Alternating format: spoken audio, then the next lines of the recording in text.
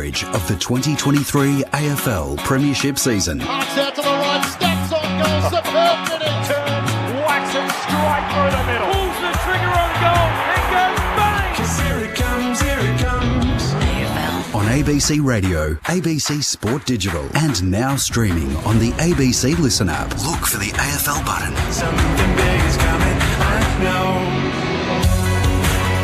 When you've only won twice after 7 rounds, you need the stars to align to have any hopes of playing finals football. Fortunately for Freo, tonight they might just do that. It is their 21st Starlight Purple Haze game, an important game for the club and the community, raising money for sick children's wishes through the Starlight Foundation. Speaking of stars, the visitors to the West tonight, Hawthorn, have rested 2 of theirs. Bruce and Jath, both out, both managed. And Freo, in star quality, get Nat Fyfe back for his first game since round 1. He will, though, start as the sub. So perhaps, despite the cloudy night, it is a chance to shine at Perth Stadium. Helpful too when you play a side that you've won your last 4 games against. Good you could join us wherever you're listening on ABC Perth, WA, ABC Sport Digital, and of course now streaming on the ABC Listen app. As always, it's the AFL Extra button. Clint Wilden in commentary alongside Dave Lindsay. G'day, Dave. Good evening, Clint. Great to be here this evening. It should be a cracking game, this one. Both teams trying to find their best form. The Hawks desperate for a victory towards the foot of the ladder. They'll see this as a real opportunity for them to take on Fremantle tonight and see whether they might be able to sneak a win. Meanwhile, Fremantle, this is non-negotiable for them. They've got to knock off the Hawks here this evening. It's a must-win game for the home side, so let's see what sort of performance they can put on here this evening. Our experts, Shane Woden, Sharad Wellingham. What are you expecting tonight, gents? 2 sides down the bottom of the ladder, neither of them particularly good in attack. In fact, Hawthorn the worst in the competition. Defence, they're ranked 15th with Freo, 16th with Hawthorn. But they can have the ability to spark something occasionally, both of these sides. And we've seen when they get up and about, both midfields can be impressive. What do we predict this evening? Welcome. Yeah, thanks, Clint. Evening, everybody. Looking forward to this one.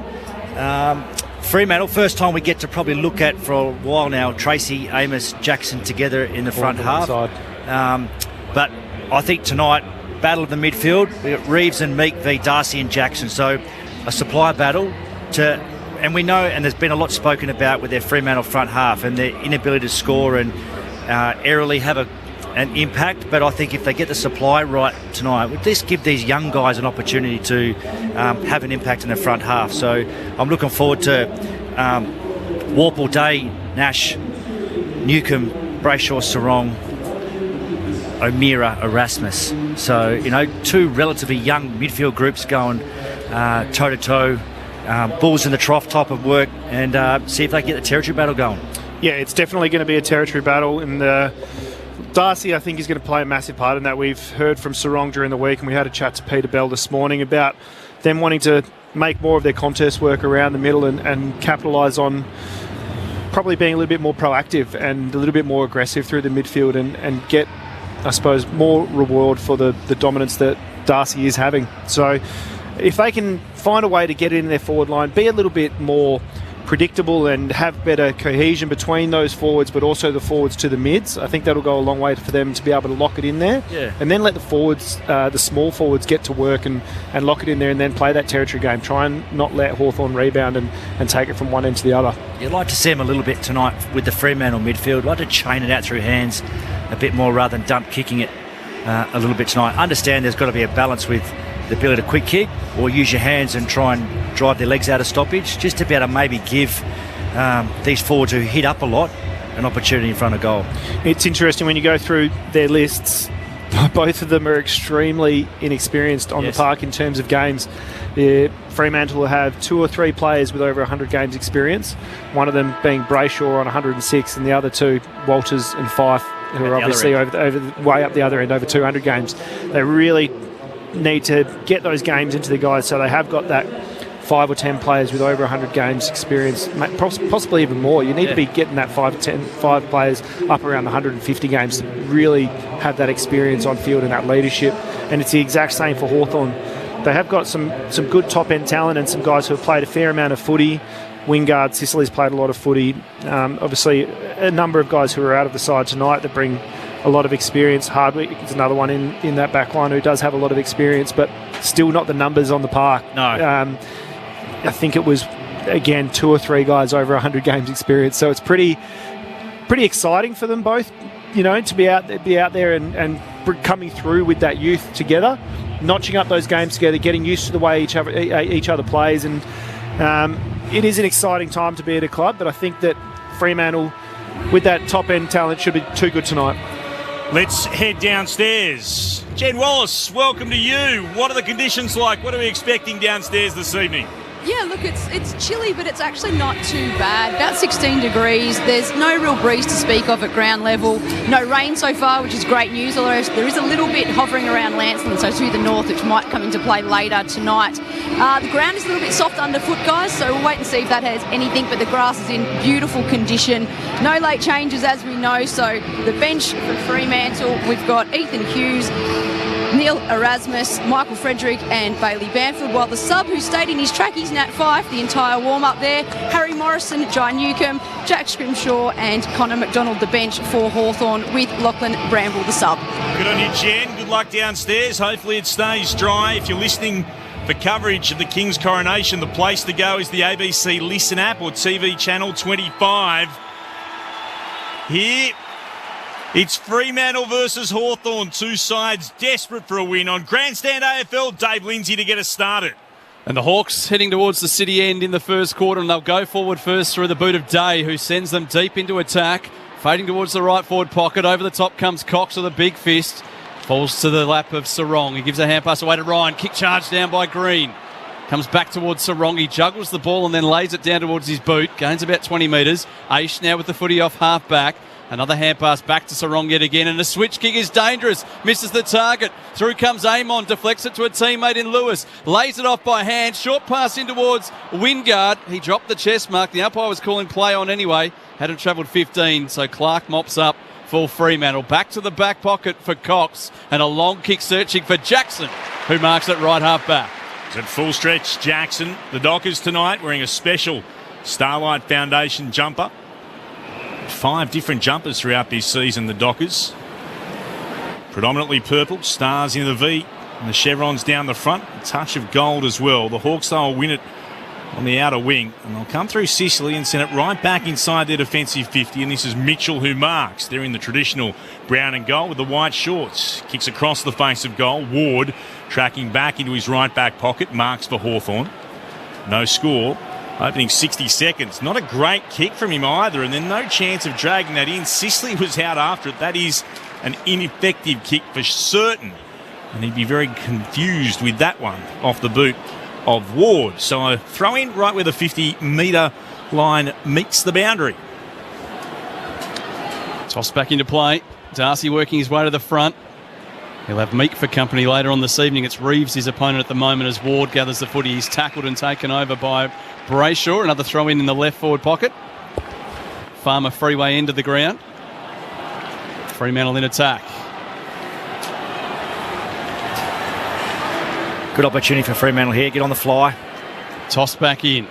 Darcy over the back searching for Switkowski. The Hawks are onto that pretty quickly, and we'll get another stoppage. A ball up this time, 30 metres out from goal. No score on the board yet. We've played a couple of minutes here at Perth Stadium.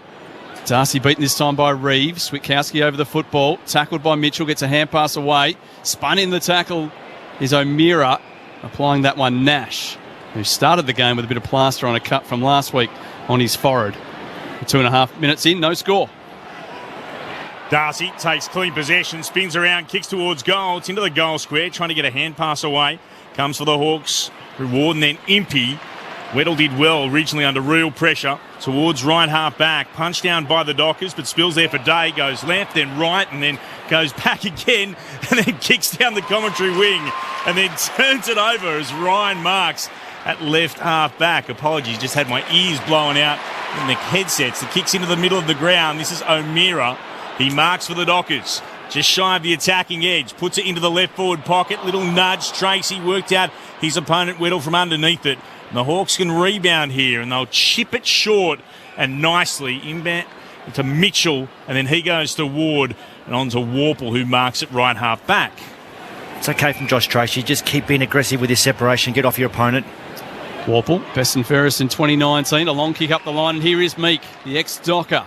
Reception for him a little bit different to an ex-Docker that played here a couple of weeks ago. Then Rory Lobb comes inside with his kick. Nash towards Warple.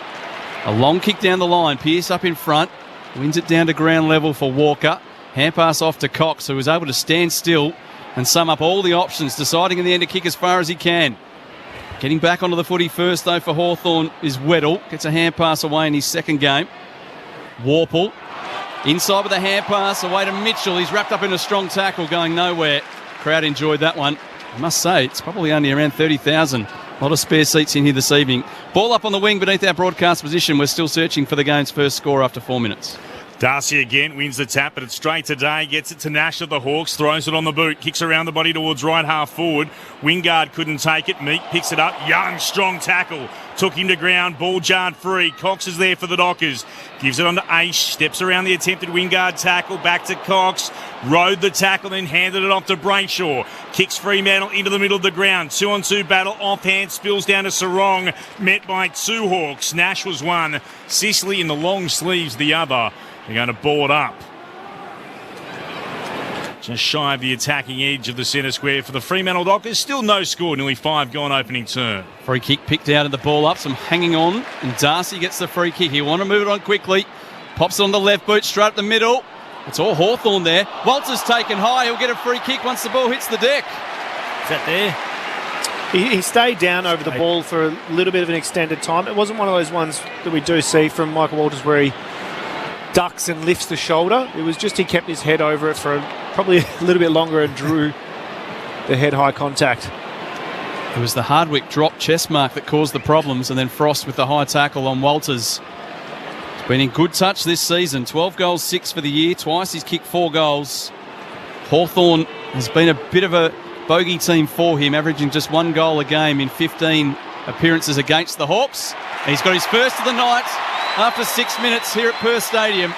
The Dockers first on the board. Hawthorn yet to score. You're listening to Grandson AFL. Sherrod Willingham and Shaneway Woden are your experts this evening. Just like the way the feel coming from Fremantle's ball movement straight away looks as though they're being a little bit more proactive and willing to take it on, don't you think? They look like they're testing the tackle and waiting to free the arms. Yeah, particularly off half back too. You know, not prepared just to dump it.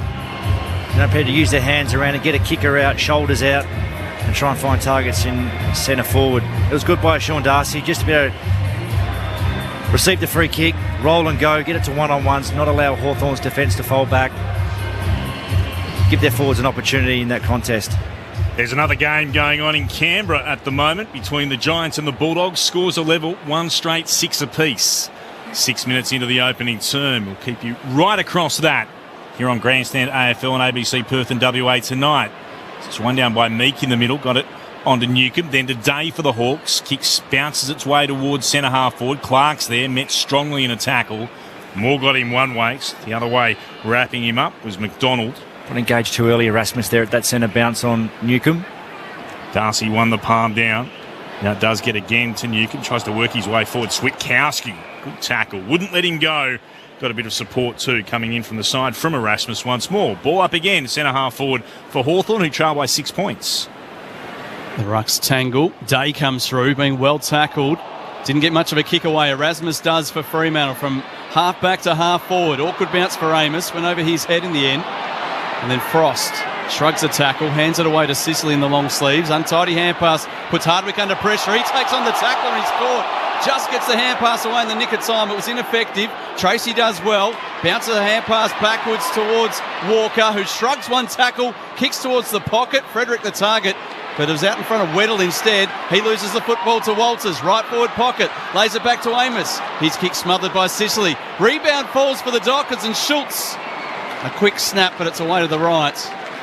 Dockers looking pretty proactive so far this evening. They lead at 7-0 after 8 minutes. News 2 from Canberra. Toby Green, a late out for the Giants due to an ankle injury, replaced in that team by Daniel Lloyd. The Bulldogs have got the second goal they need. 2 straight 12 to 1 straight 6. So the Hawks move it towards the outer wing. Going to ground, Reeves. He grabs his knee. Is he okay? Have to wait to see if he gets up very slowly and is limping. Now goes down to try to just hold the right ankle. Meantime, Fremantle towards right half forward. Amos, good juggling mark. O'Driscoll with the kick. Amos, strong hands. Too far out to score. He's probably 65 from goal, standing at right half forward. He's the inside forward 50. He sends it in that direction. Surely a push in the back. It was. Sicily just shoved Tracy, and then he said a few things as well. And the big kahuna can go to the top of the goal square. Josh Tracy with the free kick and the 50. And this is easy as you like, and he steers it through for Fremantle's second. 2-1-13 to Hawthorn yet to score. 9 gone in the opening term. Jen Wallace is downstairs. Yeah, so Reeves is started to be able to put a bit more weight on that right ankle as he came off towards the dugout. He is now taking a walk with the trainers to get down to the race and get some more treatment. So I'll keep you posted if we see him come back out again. Just a couple of big key forwards having an impact early. Amos with the great one-handed control down to get that mark about 60 or 70 out from goal and just put it to a dangerous space. The big kahuna checked his run and Sicily's just barreled into the back of him. It wasn't so much a push as much as he just ran straight into the back of him. Was that a free kick? Yeah, it was there. It wasn't like it was a deliberate push in the back, which is what he may have been questioning, but it was there. Don't know why he's remonstrating. Yeah, I'm not sure Sam Mitchell will be happy with that sort of response from his skipper. Hawthorn come out of the middle through Nash, a high kick to half forward. A wrestle between Young and McDonald. Neither touched the footy. Socket out of the danger area there by the Fremantle defence. Hat kick from Hughes, who's playing in the back line at the moment.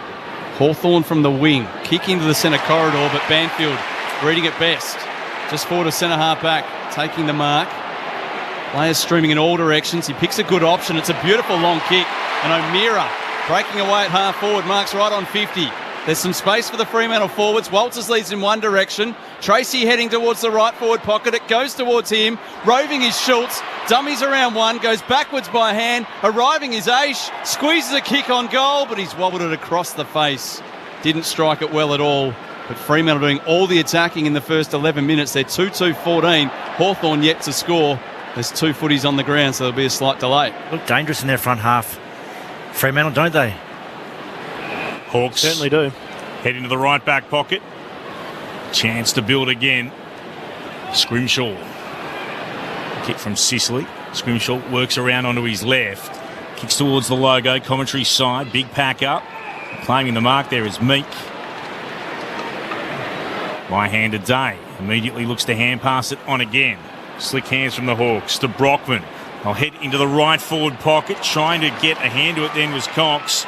Did well to bring it to ground for the Dockers. Erasmus can't quite keep it in. I think he was happy to see it. Helped over, though, by the captain in Alex Pearce, throwing about 55 out from the Hawks' attacking goal at right half forward. Great Fremantle defenders just doing a great job of being in a proactive position at the moment, aren't they? They're really assertive. Jackson with his turn in the ruck, opposed to Meek. Meek may get a little bit more opportunity than expected with an early injury to Reeves being assessed in the rooms at the moment. Bramble, the sub, will be interested in that as well. Meek with a hand pass off to Day. This way, that away. Back onto the left boot. A high kick towards the pocket. Brockman stands beneath the footy and a couple of Dockers. And Hughes with Ryan get it over the line for a throw-in. So Ethan Hughes playing most of the season on a wing so far, but in defence so far this evening. Throw-in in the right forward pocket. City end here for Hawthorn. Meek in front of Jackson. Jackson works his way around his opponent. Gets his fingertips to it. A little attempted soccer from Newcomb. Wasn't successful. Clearing kick from Erasmus to the wing. Tracy makes a good contest and then wins the football. Hand pass to the speedster Frederick. Has a bounce and then looks up. He's about to be cleaned up. Bump front on, he's down and hurt. Just got a hand pass away to Banfield, who does well to get a kick up the line, but Hardwick comes across to spoil on Walters. It's out of play and all eyes go back to Frederick, who copped a front on bump from Frost. And now in comes Tracy, very late to the piece, wants to wrestle the Hawthorn opponent. Oh, good on him. Fremantle by Picking 14. up for his teammate. Frost in from the sides, made solid contact. Didn't hit him in the head, but certainly hurt. Taking the wind out of him. Oh, absolutely. From the restart inside Freo's forward 50, Newcomb tries to bring it away. Was probably taken high and was. O'Meara got him over the left shoulder. Free kick to Hawthorn in the right back pocket. Fredericks come off the ground, a little worse for wear. Hawthorn back to fullback to Sicily. And the long sleeves tonight, the bright orange boots. He'll kick towards left half back. Not a great kick, and Tracy's up and takes the mark in front of Scrimshaw, and he's got it 50 from goal. Probably 2 or 3 metres in from the boundary. Started well, Tracy, in the game early. Having an impact, isn't he? Yeah, hopefully he can go on with it now. 20-year-old, taking a pick 7 in the 21 rookie draft. Big fella comes in. Tracy, shot at goal. Would have the carry. I don't think it will. Off hands. Banfield was up there. So too Amos, surrounded by Hawks. Spills across the goal line for a minor score. 2-3-15 plays Hawthorn yet to score. 14 gone in the first. Sicily up the middle with his kick. There'll be a free kick paid here to Lewis, who was taken high by Pearce in the marking contest. Wants to come broadcast side. Kicks long in the end towards Green. He's got a couple of Dockers to beat, and he does just that. Reaching out with the left hand, taking on the bounce, turns it inside with a hand pass to Moore. Slick footy. And Moore's kick right to the chest of Brockman, who's shaped to pass it off. But like any good forward, that was just a bit of a dummy. He'll go back and have a shot. 45 metres out, 45-degree angle right of centre. Chris Green, 1v3 there. Clean. Keep the ball in his area. Hands off to Moore. Lovely kick. Tyler Brockman, product of the Subiaco Football Club over here in the West. The only West Australian out there this evening wearing the brown and gold. Crosses the 50. Right boots a ball, sets it out to the right, and it's not coming back. Hawthorn's first score. It's taken 15 minutes. They're one behind. Fremantle at 2-3-15. Scores are level in Canberra. The Giants and the Bulldogs, 2 straight 12 apiece. 15 gone in the first. A reminder, if you're looking for coverage of the King's coronation, head to ABC Listen app, TV channel 25, or your local radio station. That'd be ABC Perth on DAB+. The Dockers beyond defensive 50. They want Jackson. Couldn't mark it first time. Was able to shovel it forward, though. Hacked forward again by Schultz. The Dockers go charging down the commentary wing. Getting in the way, though, Mitchell. Wrapped up by Switkowski. Umpire says he was doing enough of a job and hadn't any prior. Attempting to get rid of it, so it'll be thrown up at left half forward for Fremantle. Put into the air. Meek probably with the more telling tap and had front position against Jackson as well. Spilled down to Wood, was tackled straight away. Jenny Wallace is downstairs. Jen. Word is that with Reeves, they're putting some strapping on and he's going to come out and attempt to see how that goes. We'll wait and see when he comes up onto the ground. Whilst Frederick, he's been hidden away from sight for quite some time now, so getting some treatment, but he hasn't gone down to the room, so hopefully that's good signs. Good tackle from Neil Erasmus. Locks it in once more. They throw it up and Meek wins it down for the Hawks today. Tackled by 2 Dockers. Getting in there strongly. O'Meara came one way and the other Erasmus again. Another baller right beneath our broadcast position on the northern wing. Real day with 6 disposals already. Lloyd Meek takes clean possession in the ruck. His kick was smothered. Moore comes into support. Hand pass away to Warple. Squeezes a kick down the line. It bounces in front of Brockman. In from the side comes Lewis, and between the pair they've worked it over the boundary for another throw-in. Frederick comes back onto the ground. Tracy having a rest as well. Jen Wallace on the boundary. Reeves has come back out now and he was doing some zigzagging, looked really good. He's doing a couple more run-throughs now, so I think whatever they've done down the rooms with the strapping has been successful. So Lockie Bramble and Nat Fife, the 2 subs, still in position on the bench. Warple breaks away from this stoppage. Kicks towards centre half forward. Through the fingertips of Morrison. At the back is Young for Fremantle. Hand pass to Aish. That was charged down. Releasing a hand pass, charging in towards goal. McDonald! And in the fluoro yellow boots, he kicks the Hawks first. Hawthorn at 1-1-7, Fremantle at 2-3-15. 17 and a half minutes played in the first quarter here at Perth Stadium. You're listening to Grandstand AFL. Shane Woden and Sharad Willingham are your experts. I wasn't too sure on the decision from Warple on his inside 50, but it worked out just off the back of pressure around the footy. But we're seeing a little bit more, I suppose, field position being taken by Hawthorn. Started really early with Fremantle owning all of the field position, but Hawthorn getting back in the fight now and settling by the looks of things. Love to just see Warple. I know we've had that one result in a goal, but get it inside their forward 50 and let the forwards get to work deeper. Yeah. That one obviously worked out, but it's more of a chance if that hand pass doesn't get intercepted that they're going out the other way. Absolutely. Good to see the Hawthorn mids driving their legs from stoppage, from contest. Warple there again. Not a great bounce. The umpire lets it play towards the outer side. Day emerges with it for the Hawks. A hurried kick forward. No mark taken. Clark was able to tap it as he went to ground in the direction of Young. It came to Aish. Kicks Fremantle to Darcy, who marks on the southern wing. Pauses for a moment.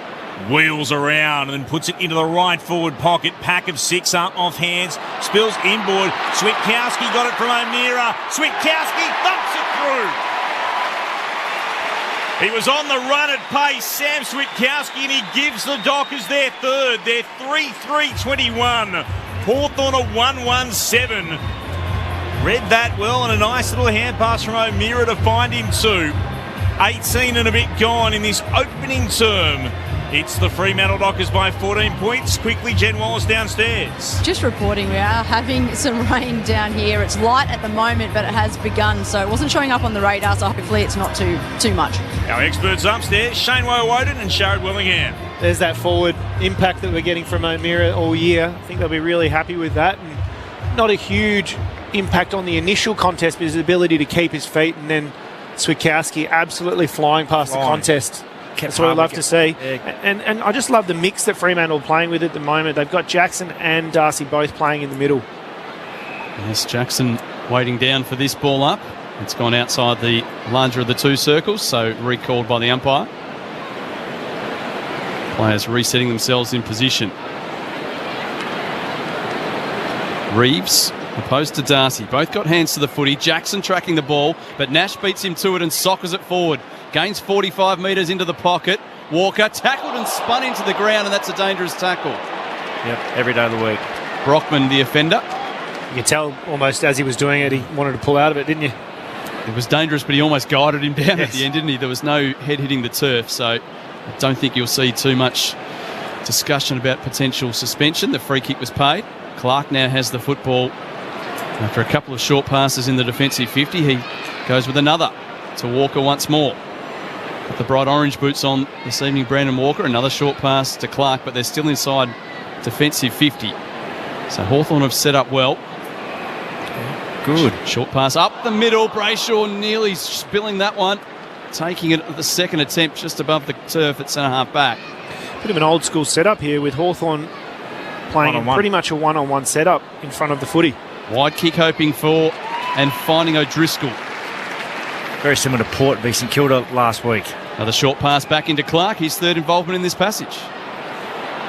So here's Clark, putting it on the boot in the direction of Schultz. Tries to stretch to bring it down, got a hand to it. Landed awkwardly as well for a moment. A bit slow to get up. The ball over the boundary line for a throw-in, right beneath our broadcast position on the northern wing. I'd like to say g'day, 0437 774 774. Text message number on Grandstand AFL, 0437 774 774. As Darcy with the more telling rug tap, ricocheted away, Warple out after it, came off the back of Brayshaw's heel, bounced just in front of the boundary line near the interchange gates for the Hawks and is over for another boundary throw-in. Pretty congested stoppage with both teams almost sending an extra up. Lots of numbers around the throw-in. Spun back into play. Meek got the tap from behind to Warple, kicked straight into Jackson, came back to Warple, shoveled it forward by a hand, only as far as O'Driscoll. Shares it with Brayshaw. Then to Young for Fremantle. Kicks towards left half forward. Schultz flew, couldn't get a mark. Spills out to Jackson. Sweeping hand pass forward. Might sit for Impey. Sarong provides pressure. Switkowski tries to trap it. More players go piling in over the top. Scrimshaw got a hand pass out. They've done it well. Handed off to Nash, then to Scrimshaw. Strong tackle. Schultz got him. Somehow was able to work it out to Nash once more. At the bootstraps it came to Wingard. Hand pass to Ward. Goes back again to Scrimshaw. Once more to Warple. He gets a kick away for Hawthorn towards right half forward. Front position Cox. Couldn't mark. Gathered his own crumbs and goes back by hand to Clark. Hands it on to Sarong. And now it's with Frederick at left half back. He comes from half back in towards the corridor. Finds Walker. Looks at the options and finds Banfield in some space on the outer side. The kick just out in front of him. Banfield has to go and collect. Corralled by Sicily. Comes back inboard with the left boot to Brayshaw. It hasn't travelled 15. He thought it was a mark. Prop for a moment. Gets the hand pass out in front of Erasmus. Tried a little back heel to keep it inside the boundary line and turned it over as a result. And Hawthorn swung it towards half-back themselves, and Lewis coming a long way up the ground for his kick so far this evening. Spots up Wingard right in the middle of the ground. Turns and looks, and there's nothing forward. Just about run down by Switkowski. Hand pass to Warple. Off towards Reeves. He lays it off by hand. The runner coming through Mitchell. Flares his kick out towards right half forward. Morrison with the footy. Carries it a little. Uncertain with his disposal. Hand pass to McDonald. They've worked it well. Chip pass to the pocket, and Wingard, who ran all the way from the centre of the ground to the right forward pocket. Markson wants to play on. He spotted a man at the top of the goal square. That was smart footy. The Fremantle defenders fell asleep. Lewis was wide awake. Top of the goal square, he takes the mark. Chad Wingard's work rate there. He's the one that hit up through the middle of the ground, but then the ability to push back inside 50 and be dangerous, an option for his teammates. And then he's got exceptional skills. Return to the Hawthorn side. Last week kicked a goal against the Dogs, and he's got a goal against the Dockers already. And Hawthorn bridged the gap to 8 points. Fremantle 3-3-21. Hawthorn a 2-1-13. We've gone 24 minutes in the first quarter. Joe will be disappointed with that. Erasmus had the opportunity to go to stoppage on the 50 in their front half, set up, give their backs a breather, kept it in. Just got to play that percentage footy. Yeah, absolutely. Especially in your, because the game's been pinging for 4 or 5 minutes. It just enables your backs to set up behind the play. It's come out fast, gone down the outside wing, and if that's exactly where that transition came from. If that ball goes into a forward half stoppage, JL's in the coaching box saying good work. But the transition then from Hawthorn, it was great. They took the game on through the middle, and like you said, Wingard's run and carry. But then also Morrison's just composure not to blast it inside 50 and let the forwards get to work. Bounce of the footy, going up was Reeves. Got the tap, but O'Meara will emerge with it. Shrugs the attempted Reeves tackle. Fremantle away. Hand pass to Brayshaw, now to Aish. Hand passes forward to centre half forward. Switkowski kicks around the body, looking for full foot. Bailey Banfield marks. No. Touch, told to play on. Gives it off to Tracy, who kicks on goal and misses. The umpire's paid the mark. Oh. He's actually calling it back. So they are going to bring it back for the mark. I thought it might have been touched in front on the way through, but no. The umpire has called it. And that is the correct call, because if it's a mark, you're allowed to call it back, aren't you? You are. Yep. Can't play on under those circumstances. No advantage. Well, you just can't. You've got to go back and play on over you where the mark is. How is that not a mark? Well, now having a look in replay, that should have... Can't believe that every umpire didn't straight away go, no, that's definitely a mark. So Bailey Banfield looking to steady some nerves for the Dockers. He sneaks it inside the right-hand goalpost. Fremantle have got their fourth. And they're back to a 14-point advantage at the 26-minute mark of the opening term. Fremantle 4-3-27, Hawthorn 2-1-13. Ask for your thoughts on 0437 774 774. Ben and Emma travelling up to Coral Bay. Hello to both of you. Gents, love your work. Do you think Fremantle have a finals chance? I can put it like this, Ben and Emma. They have to win tonight. They've got to win tonight. Could be the start of something, but lose tonight. Definitely need to win tonight. It's all done. Good effort from Banfield. Yeah, and it was the correct decision. Yeah. That was a thumbs up to the umpire there from Bailey Banfield. Yeah. Thanks very much. Appreciate that. I think I just read his lips. He said, I thought I played on. First quarters have been a nightmare for Fremantle so far this season. They have not won one, but they're sitting on a 14-point cushion at the moment. Hawthorn coming out the front of the stoppage. Morrison has it at the front edge of the centre square. Pops a kick into the corridor, and that's a good stretch and mark from Amon.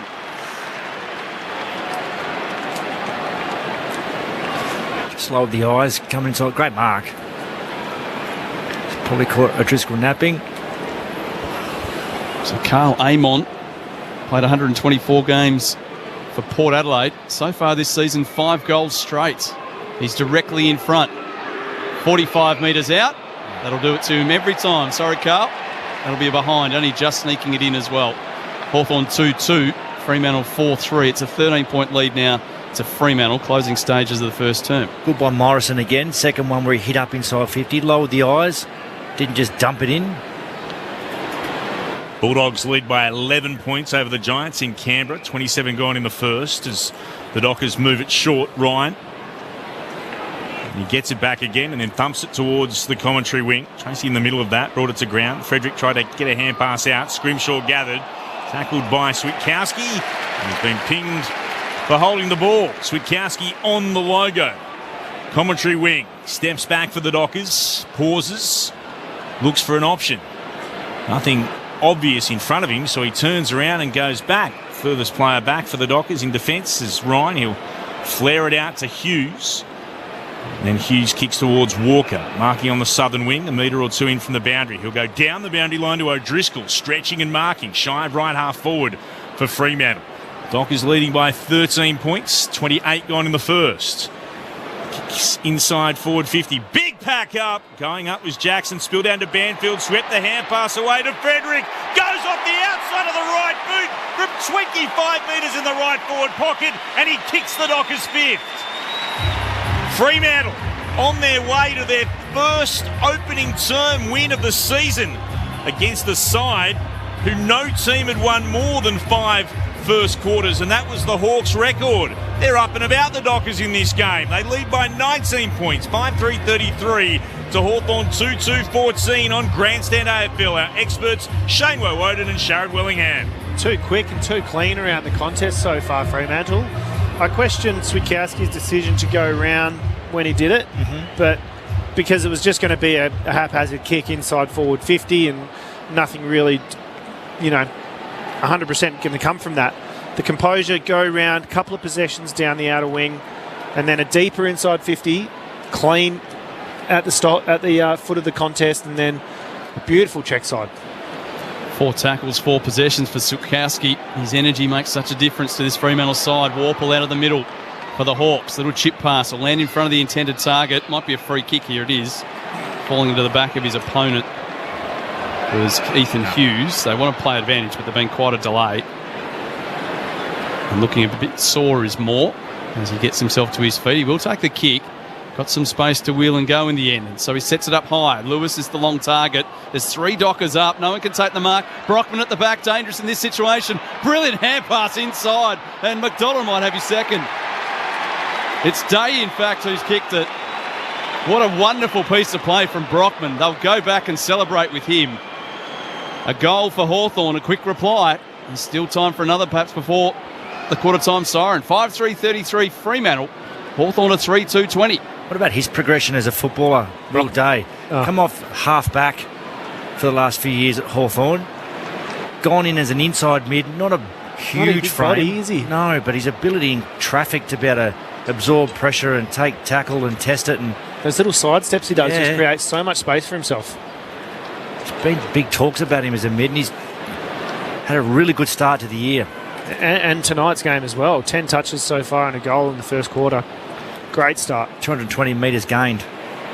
Jen Wallace downstairs. Yeah, more of Hawthorn just spent a fair bit of time with the doctor while they had bringing the ball back to the centre bounce. So he looked a bit hunched over and maybe struggling for breath. I'll keep an eye on him. Hawks go inside 50 quickly. Front position. Well done defensively. Walker for the Dockers. Got there. Lost it though. Spills out. Umpires spotted a free kick. Not officiating. Back. Called a holding a man. It's come back to Brayshaw here. He'll have it. He'll turn and go back inside his defensive 50. This was with Ryan looking to switch play out with the right back pocket. Chance to build again through Brennan Cox. Off a step to Pearce, marking it right half back. Freo's lead 13 points. 32 minutes gone in the first. As Fremantle win their first opening term of the season. At long last for the Dockers. It's a 13-point lead over the Hawthorn Footy Club at quarter time. Round 8, Saturday night at Perth Stadium. 5-3-33 Fremantle to Hawthorn 3-2-20. The goal kickers, they're all individual. Walters, Frederick, Tracy, Switkowski and Banfield for those in the purple. While for the Hawks, they're 3 goal kickers, Lewis, Day and McDonald. Another game, quarter time there as well. The Bulldogs leading the Giants by 10 points at Manuka Oval. The Bulldogs 4-1-25 to the Giants 2-3-15. A note too, if you're chasing the coverage of the King's coronation, you can head to the ABC Listen app to TV channel 25 or find your local radio station on DAB+. Just look for ABC Perth for those of us here in the capital city in the west. But wherever you're listening to us on ABC Perth and WA, ABC Sport Digital, and now, of course, streaming on the ABC Listen app. Look for the AFL Extra button. This is Grandstand AFL. Why get your news from the ABC News app? Well, it's part of my daily routine. I check it on my phone when I stop for a break. I can focus on local, national or world news. It's my choice. I get an alert when something new comes in. Love the live blogs. Follow them all day. There's more than just headline stories, you know. It's news that makes a difference. Why do I get my news from the ABC News app? I trust it. I trust ABC News Online. And it's free. It's free. For free news you can trust, download the ABC News app. Grandstand AFL. Now streaming every match on the ABC Listen app. Look for the AFL button. Darcy gets the free kick. He'll want to move it on quickly. Pops it on the left boot, straight up the middle. It's all Hawthorn there. Walters taken high. He'll get a free kick once the ball hits the deck. Frost with the high tackle on Walters. Been in good touch this season. 12 goals, 6 for the year. Twice he's kicked 4 goals. He's got his first of the night after 6 minutes here at Perth Stadium. The Dockers first on the board. Hand pass to Aish. That was charged down. Releasing a hand pass, charging towards goal. McDonald. And in the fluoro yellow boots, he kicks the Hawks first. Puts it into the right forward pocket. Pack of 6 off hands. Spills inboard. Switkowski got it from O'Meara. Switkowski thumps it through. Hand passes forward to centre half forward. Switkowski kicks around the body, looking for full foot. Bailey Banfield marks. So Bailey Banfield looking to steady some nerves for the Dockers. He sneaks it inside the right-hand goalpost. Inside forward 50. Big pack up. Going up was Jackson. Spilled down to Banfield. Swept the hand pass away to Frederick. Goes off the outside of the right boot from 25 metres in the right forward pocket. And he kicks the Dockers fifth. Fremantle on their way to their first opening term win of the season. The 2023 AFL season. On radio, ABC Sport Digital. And now streaming on the ABC Listen app. And they got there too, the Dockers. They lead by 13 points at quarter time. Games earlier today. Richmond by 46 against the West Coast Eagles. Geelong by 26 against Adelaide. And Melbourne in a thriller just getting home on the Gold Coast to the Suns by 5 points. Repeating, the Bulldogs by 10 at quarter time at Marnica. Here at quarter time at Perth Stadium. The Starlight game. 21st Starlight Purple Haze game, which has raised so far over $2 million for the Starlight Foundation. Well done for everyone involved. The Dockers wearing a special jumper in honour of it tonight. And they lead too by 13. Let's get the thoughts of our experts, Shane Woden and Sharad Wellingham. Well, the start was what they were after. They were trying to improve, and Fremantle can probably give that one a nice big tick. They came out of the blocks ready and rearing to go. A couple of nice early goals, and they just looked nice and clean around the contest. Their willingness, obviously, to play on and be proactive in their back half. And at the stoppages, I think they look a little bit more proactive as well from what we've seen so far this year. Just a little bit more movement, not a huge amount, a little bit more movement. And I like that the Switkowski spent a lot more time up there so far. A lot of the time he'll only go up there towards the end of the game, but they're getting him in there early to inject that energy. Yeah, their front half's been very good. Like 5 goals, 3, 8 scoring shots from 11 entries, which is efficient, isn't it? You know, so bigs are creating a contest, and they're +3 in their ground balls inside forward 50. So their smalls are getting to work, winning first possession, and then having that shot on goal. So that's a good start. Hawthorn, +7 in clearance. So and their mids are getting a lot of ball at the moment. So their backs are a bit under pressure at the moment, Fremantle. So they're just going to be a bit mindful that score, they should have been probably another 2 or 3 goals on the board. But Fremantle's defence has held up pretty well to date. So and both sides are sending up that extra to the stoppage around the ground through the centre of the field. So it is a little bit congested in there, and so I don't think Fremantle really mind because their backs are playing that in-front proactive positioning, and it's more likely to come out of that stoppage as a quick kick. So on transition, we might find that Hawthorn may be able to transition a little bit better, but from those stop plays, I think the Fremantle is setting up quite well. Yeah, they are. So they're out hunting Hawthorn at the moment. They're +9 in tackles, so that heat around the contest has been very good by Fremantle. Fremantle 93 disposals, Hawthorn 90. Fremantle 57 kicks and 36 hand passes. Hawthorn 44 kicks and 46 hand passes. So a little bit handball happy so far, the Hawks.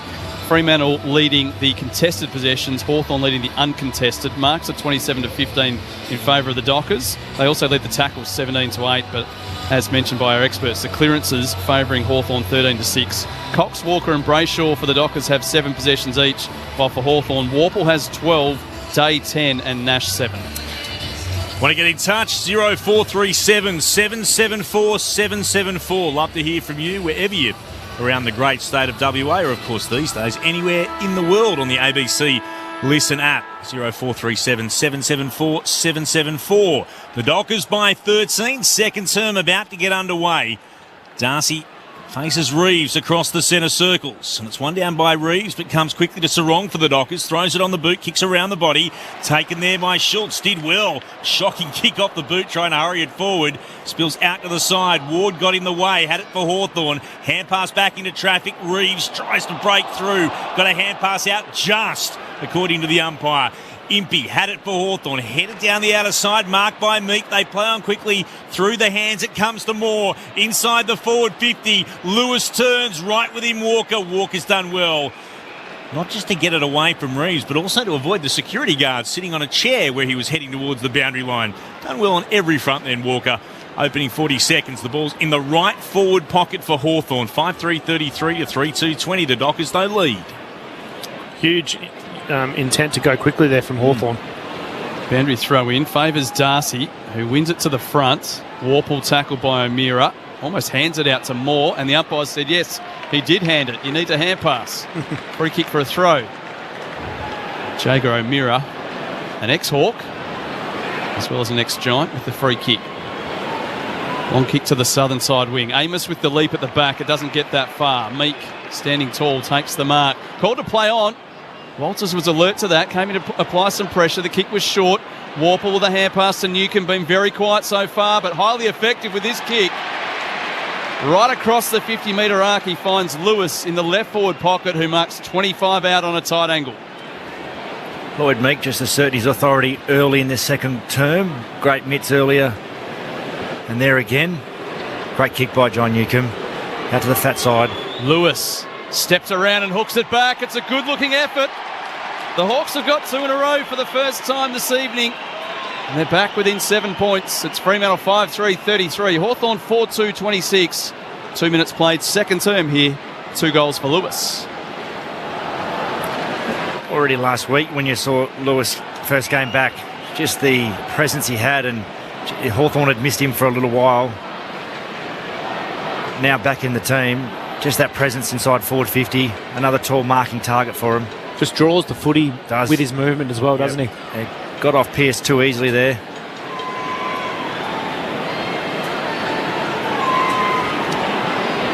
Harry's in the cattle truck. Listening in. Not cheering for anyone in this game. Up the Tigers, he says. Good result earlier for the Tigers against the Eagles, getting second win of the season for them as Darcy wins the restart down, but it's Warple who gathers, gives it to Dave for the Hawks. Running by Impey, kicks towards centre half forward, stretching, no mark taken from Hawthorn. Spilled out to Young, kicks to the outer side and sliding out Michael Walters. That is a good mark. Green thought he had hands on it a moment ago.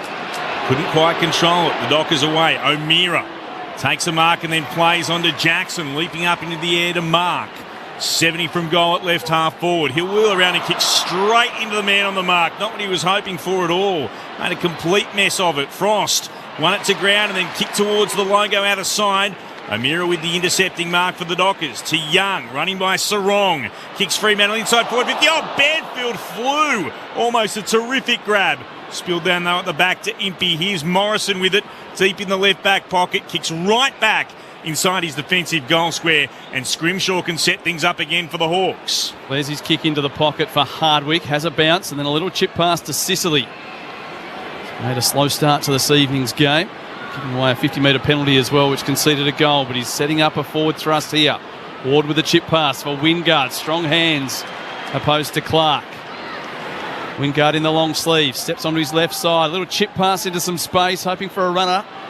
Doesn't get to the intended target. Pearce in the opposite direction. Well tackled. Hand passes up the boundary. How the umpires see this, she says throw it in. Boundary throw in right, half forward for the Hawks. They're down by 7 points, 4 minutes gone in the second term. Lockie's sitting in 3-3-4 here at the stadium and says Darcy needs to assert himself in the ruck. He's a premier ruck out of the 4 rucks playing. He needs to start playing like it. Get the thoughts of our experts on that in a minute as the kick is hacked forward here for the Dockers towards left half forward. Frost got there first. Amos, good pressure. Getting a hand pass away, though. The Hawks came in the direction of Sicily. Walters won it back to Jackson, to Banfield. Slick hand pass to Brayshaw. Kicks towards full forward. Switkowski out. Got away from Morrison. Then turned inside. Pops it over the top. Waiting for it. Schultz got crashed into. Ball kept in play. Umpire says play on. Freo fans won't like that. He's still down. Schultz out of orbit. And then Morrison is kicked out of bounds on the full from the left back pocket. Free kick to Fremantle in the right half forward position where Young will have it. Was it a free kick, gents? There was definitely something there. Schultz is still down in the goal square. Young sends it back inside forward 50 and floating in from the side. Bailey Banfield to take the mark. 45-degree angle to the right, 35 out from goal. He's still down. Lockie Schultz. Potential front-on contact, but at the last minute he did turn his head and look at the flight of the ball. Frost did. And just hit Lockie Schultz in that kidney region. We probably took the wind out of him.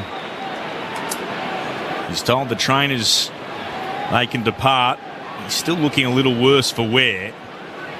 Taking a few big, deep breaths as the umpire's throwing the ball back to Bailey Banfield. A couple of big falls, Lockie Schultz, early in this game, isn't he? Yeah, here's Bailey Banfield. We're right behind the kick. Sends it on its way. Sends it through the middle. He's got his second. And Fremantle respond to the early Hawks goal in this term. The Dockers have their sixth. 6-3-39 to Hawthorn, who are 4-2-26.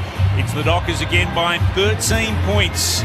We've travelled nearly 6.5 minutes in the second term. And Sean Darcy won't have it all his way tonight. He's got 2 genuine big ruckmen he's going up against in Reeves and Meek. And one who knows a lot about him and the way he goes about it. So Luke Jackson will need to assist in that area around the stoppages, although not as big. So far today, he's had only the 3 disposals, but 12 hit-outs. And -5 in clearance. Jen Wallace down the boundary. Schultz was rolling around a fair bit and the doctor looked quite concerned at first, but he's made a remarkable recovery. A little bit slow and subdued in the team celebrations, but he sent them away and does seem to be okay. Free kick at the centre bounce, an advantage to Newcombe, who comes out the front of the stoppage with a kick straight at the middle, but Pearce is on the end of it for Fremantle. Hawthorn forwards were leading out on the angles and the kick went directly down the corridor. Fremantle have worked it now towards the right back pocket. Brandon Walker has the football. And just inside his defensive 50. Meek up in front of Darcy. Neither could take the mark. Sicily waiting down. Hand pass off to Amon. Off a step. He gets underneath the kick. It floats towards attacking 50. From behind comes Reeves. Ball hits the deck and it's won by Hughes. A hand pass away towards Sarong. Little short pass. Finds Aish. He's the docker, or one of the dockers in long sleeves. There's a few out there tonight across both clubs. Short pass finds Erasmus just backward of the wing. Fremantle by 13 points at the 8-minute mark of quarter number 2. His second game of the year, 7th of his career, Erasmus, and he'll kick towards right half forward. 4 go up. Spills down to Nash of the Hawks, to Sicily on the run. Hand passes to Day. Steps back away from Erasmus, and then fires a hand pass to Eamon, standing in front of the Dockers interchange gates. He'll kick the Hawks towards left half forward, and then underneath it was Walker, got worked illegally under it. And he'll get the free kick. It's against Fergus Green. Fremantle send it across half back. It'll come to Clark, who puts it into the middle of the ground. Walters marks, turns and quickly plays on. The kick out towards left half forward. O'Driscoll on the run. Hit it beautifully. Thumps it towards full forward. Waiting. Amos marking at full forward. Hands it off. And then put into the second tier by Frederick for his seconds. That's as slick as we've seen in some time from Fremantle. Every kick was perfect. And the Dockers have got their 7. 7-3-45. So the Hawks 4-2-26, 9 gone in the second term. O'Driscoll barely had to break stride. Yeah, great kick by Jordan Clark. Into Walters at 45. Probably covered about 35 metres. So you get inside that bubble in the middle of the ground. It's opens everything up, doesn't it? Opens everything up. The ability to get out the back's a lot easier. So, yeah, took the risk. Great kick. And it opened Hawthorn up. And that allows Amos to make that run, to be that option second kick down in the goal square. Instead of slow playing it up the line, go through the middle, out the other side, allows the forwards to get deep. Fremantle fans enjoying the brand of footy. A big leap in the middle from Meek, crashing hard into Darcy, winning the tap. Hawthorn out the front of the stoppage again. Newcomb with a high kick towards full forward. Cox with the big fist, brings it to ground. Hawthorn still an opportunity here though through Moore. Deep in the pocket, he looks back to the corridor. Centering kick, hoping for Day. Dockers bring it to ground. Schultz applies the pressure on Newcomb. It was a hard hit and Newcomb's a bit sore getting himself to his feet. Banfield though wins the footy at half back. Hand pass away to the runner in Schultz. Schultz delivers a chip pass to Amos, who juggles and marks. Between wing and half forward, he's shut to ground. He'll get 50. He was trying to get to his feet and Frost just lent his hand into his back. Didn't need much pressure on the back to fall over. Unnecessary from Frost. Just a brain fade. There's no need to do it. Bad decision. Why are you touching him? You know the rules. He's one of those players, Frost, isn't he? Oh, he just gives you something each week that I reckon has Hawthorn supporters shaking their head.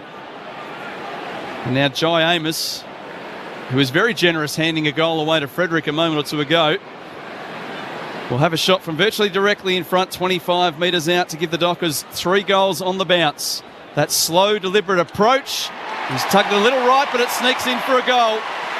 And the Dockers break away to a game-high 25-point lead.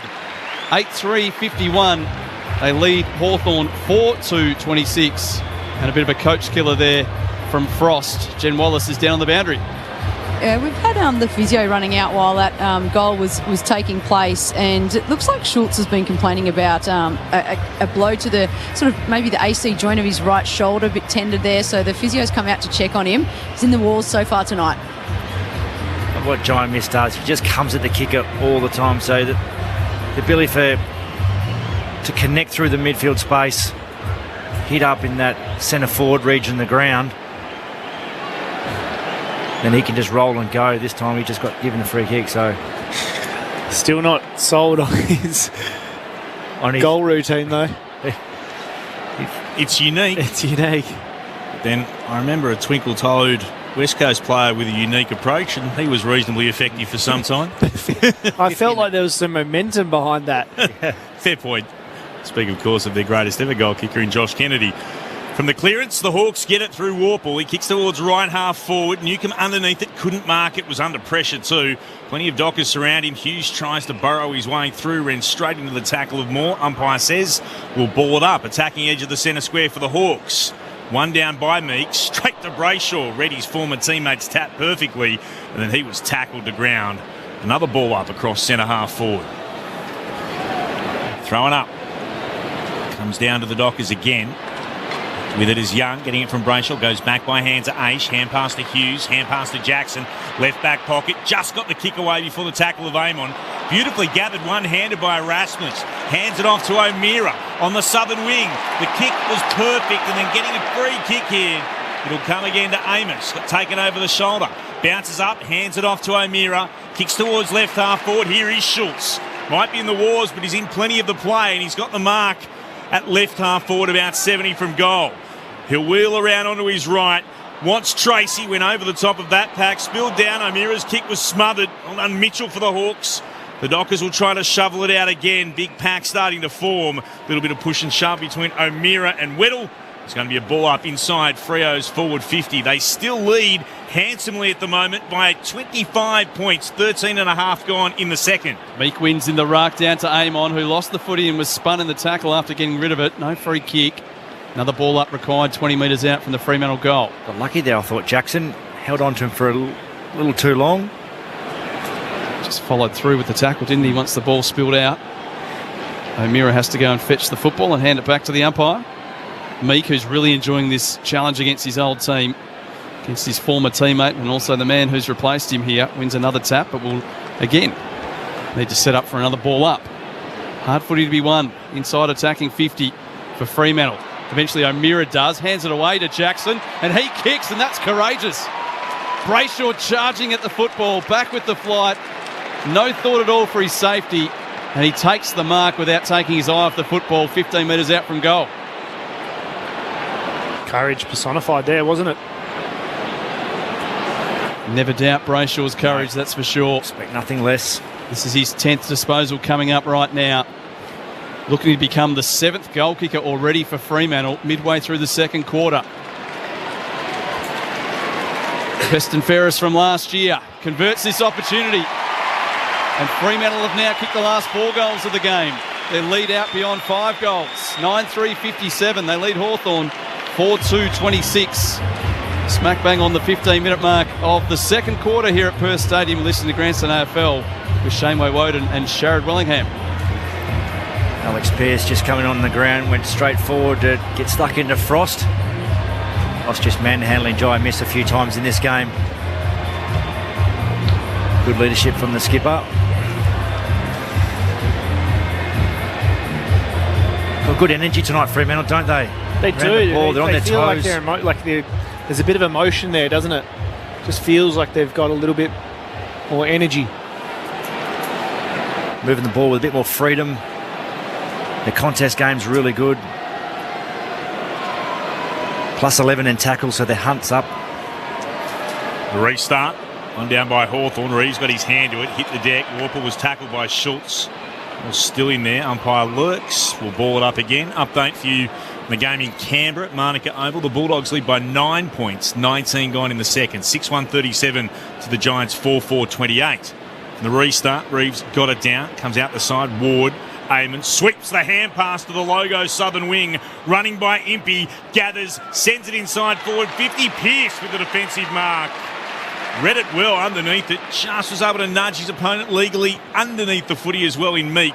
The Dockers rebound. They go long beyond defensive 50. And the kick from Ryan finds Aish at left half back. He'll go short with an inboard foot pass, and here's Clark to set things up. Fremantle, they still lead on the scoreboard by 31. 17 gone in the second.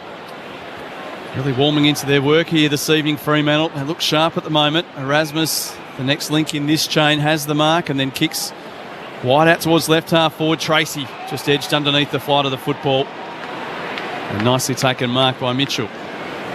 He'll kick inboard to Impey.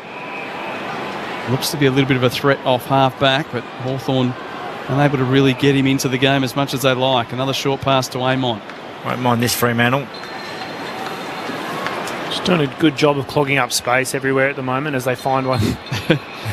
but just taking all the proactive space in front of their opposition. The kick from Amon found Moore, who popped up like a sprinkler head out on the wing in between a couple of purple jumpers.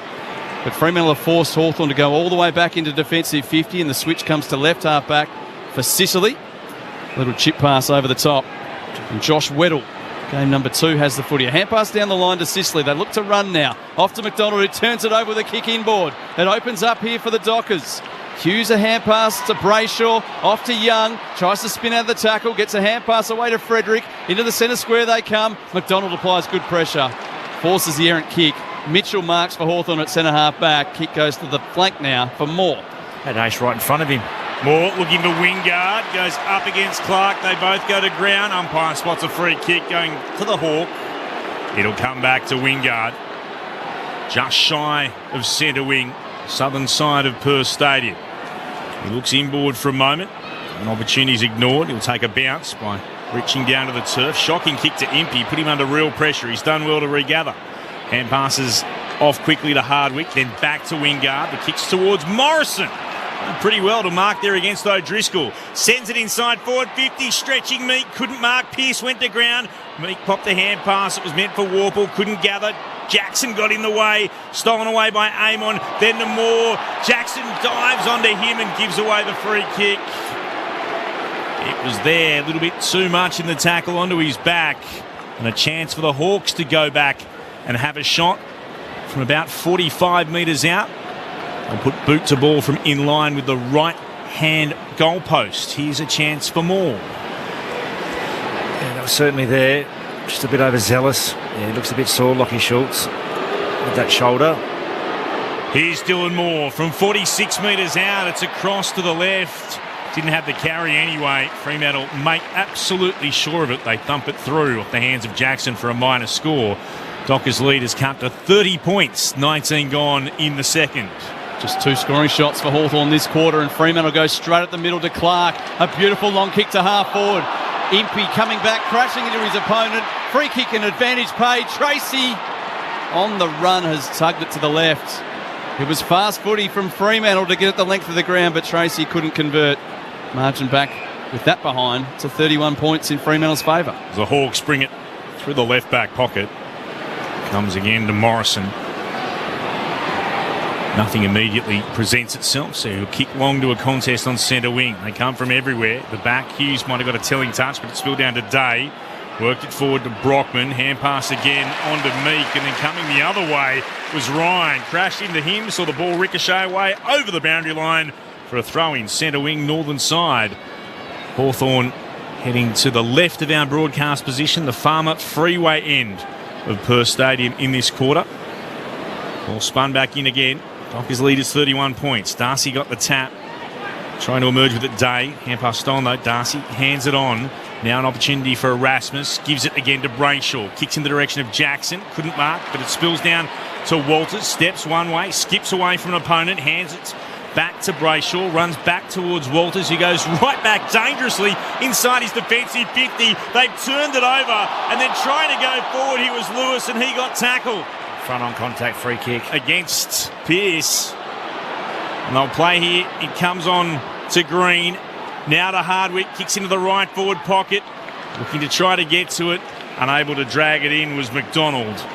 In the right full forward position for Hawthorn. Farmer Freeway end of the ground. The ball will be thrown back in. 9-4-58 the Dockers. 4-3-27 the Hawks. 21 gone in the second.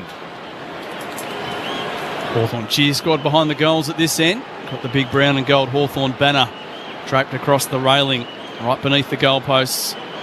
Tap goes to the front of the pack. Pressure applied by Pearce. Loose ball comes out. Brayshaw. He won't be able to get a hand pass away there. He might get a free kick for a push in the back though. Lewis just a little bit overzealous with his tackle, crashing into the back of Brayshaw. Free kick to the Dockers in the left back pocket. Brayshaw 13 possessions, the most of any Docker so far this evening. Warple and Day have had 15 touches for the Hawks. The kick towards halfback comes off hands. Hawthorn through. Scrimshaw win the football. High kick to the corridor. Brockman up in front. Almost brought it to ground. Clark, well tackled by Nash. Not making much effort to get rid of it. The umpire says he didn't have prior opportunity. And there'll be a ball up 40 metres out directly in front of the Hawthorn goal. Searching for just their first goal since the 2-minute mark of this quarter. We're now at the 22nd minute mark. Thrown aloft. One down by Reeves. Hughes might have been taken high. Umpires say play on. They'll be balling it up instead. 9-4-58 the Dockers. 4-3-27 the Hawks as it's put skyward once more. Reeves with a more telling tap. Nash couldn't take it. Bounced back in the direction of Darcy. Trying to get to it. Sarong was held without it. And he'll get the free kick. He'll have it for the Dockers inside their defensive 50. He'll look to switch play. Sending it out in the direction of Young, who runs with the flight of the football, coming over his right shoulder. He takes the mark at right half back. He'll kick down the commentary wing. 2-on-1 against Jackson. The Hawks have the numbers and they win it to ground. Comes to Morrison and then he'll turn it over. Disappointing kick down the throat of Young, who sends it into the middle of the ground for the Dockers. They're a chance to get going here through Hughes. Nice kick, and now Hughes has kicked to the wing for Ace. Southern side of the ground. Has Frederick hitting up on a short lead. Kicks in that direction.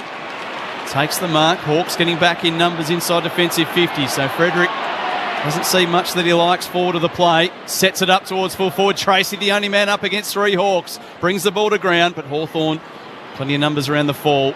Nash back towards Morrison. Tries to stab a pass out of defensive 50. It was an ambitious kick. Moore was the target. Sandwiched between Brayshaw and Frederick. And Brayshaw, the man in front, takes the mark a couple of steps inside 50. Hand passes off to Clark, who was swinging by for a kick on goal.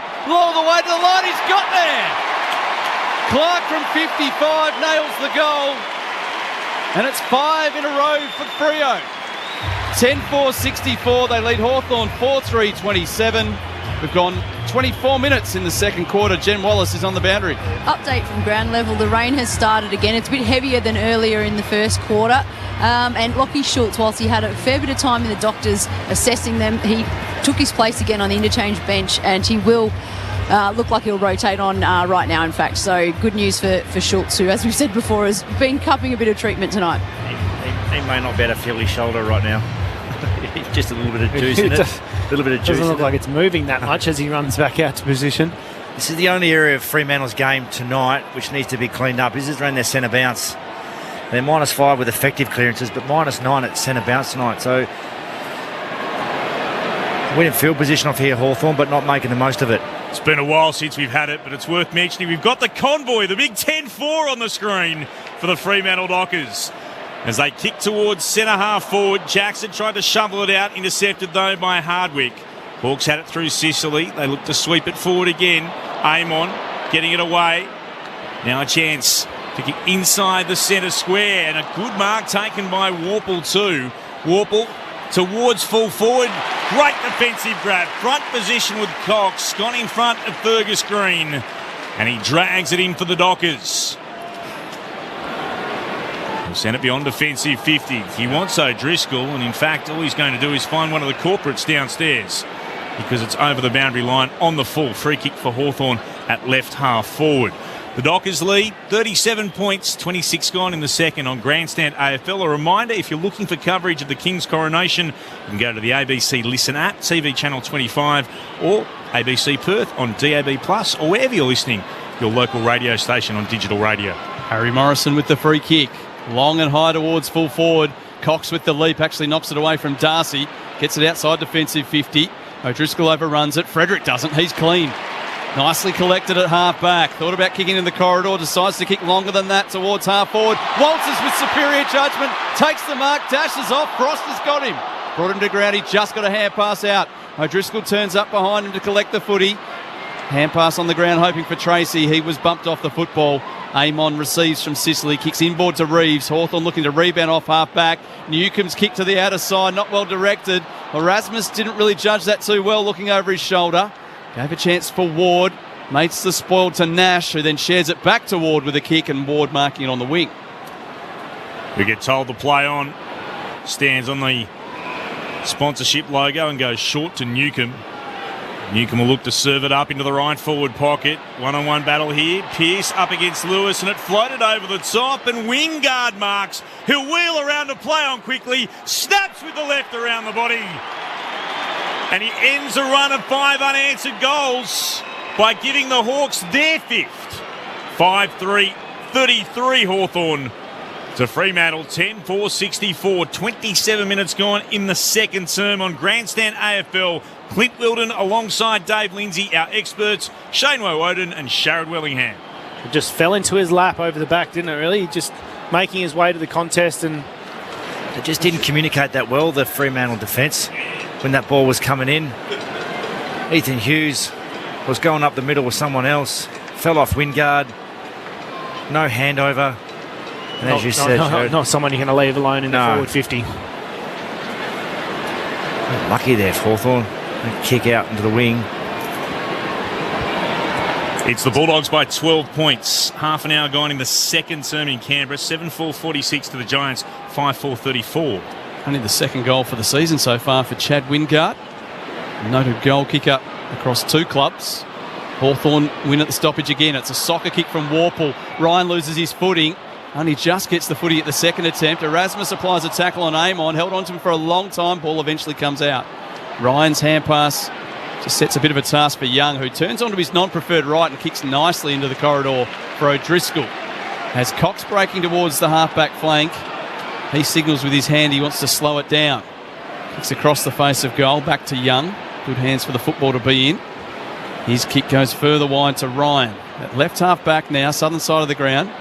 Shaped to kick into the corridor. The umpire calls him to play on, so he kicks laterally again to Young. Short pass to centre half back to Brayshaw. Dockers happy just to control the football. They've got 10 goals on the board. They've had 5 losses this year and kicked 10 goals or less in each of those. They've kicked 10 goals already here this evening.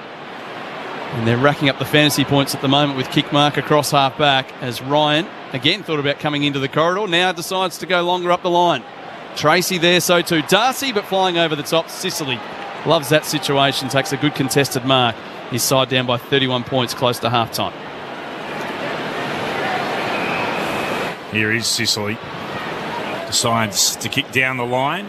Ryan thought about the fly. Didn't really get much aerial prowess. Came down to Darcy, looked to shovel it forward.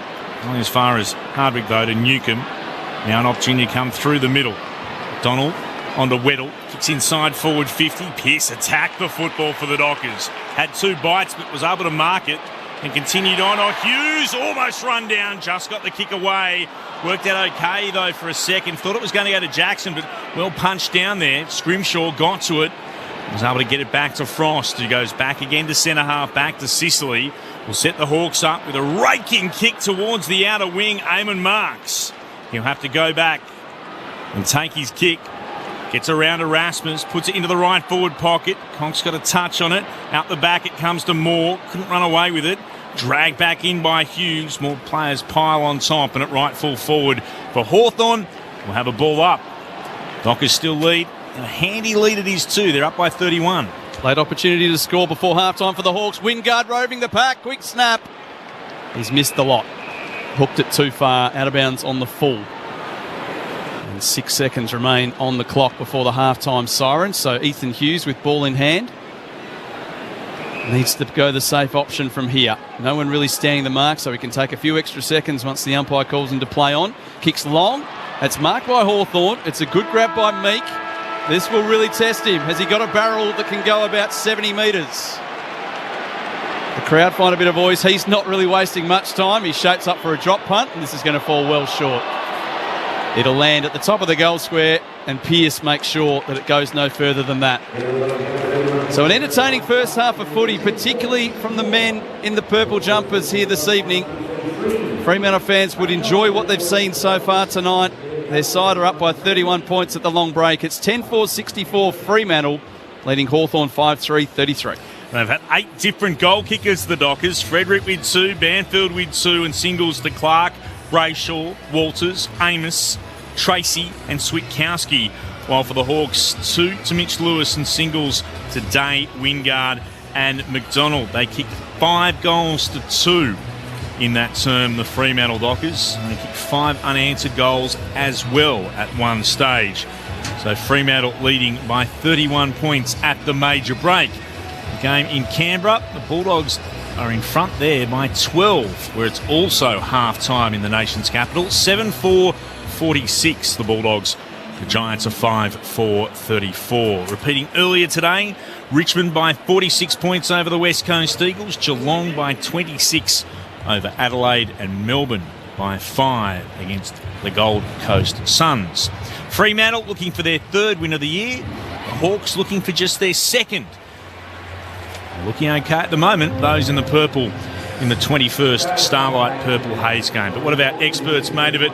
Brownlow medalist Shane Woden, premiership player Sharad Wellingham with you on Grandstand AFL.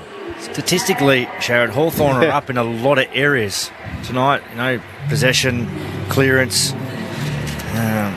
inside 50s, they're plus 10, but they're just inability to score is hurting Hawthorn right now. So only 5 goals, 3 from 29 inside 50s, whereas Fremantle, they've had 14 scoring shots from only 19, so whenever they're going forward, they're scoring, which... It'll be infuriating for the coaching panel at Hawthorn. Yeah, absolutely, but it's probably been the Achilles heel for Fremantle for a little while. Yeah. The inability to score when they go in, but for tonight, you know, they're playing a lot younger key forwards who are creating contests, and it's getting in there with a bit of speed, and they're scoring a bit more efficiently and effectively. So a lot to like. Just got to tidy up some centre bounce.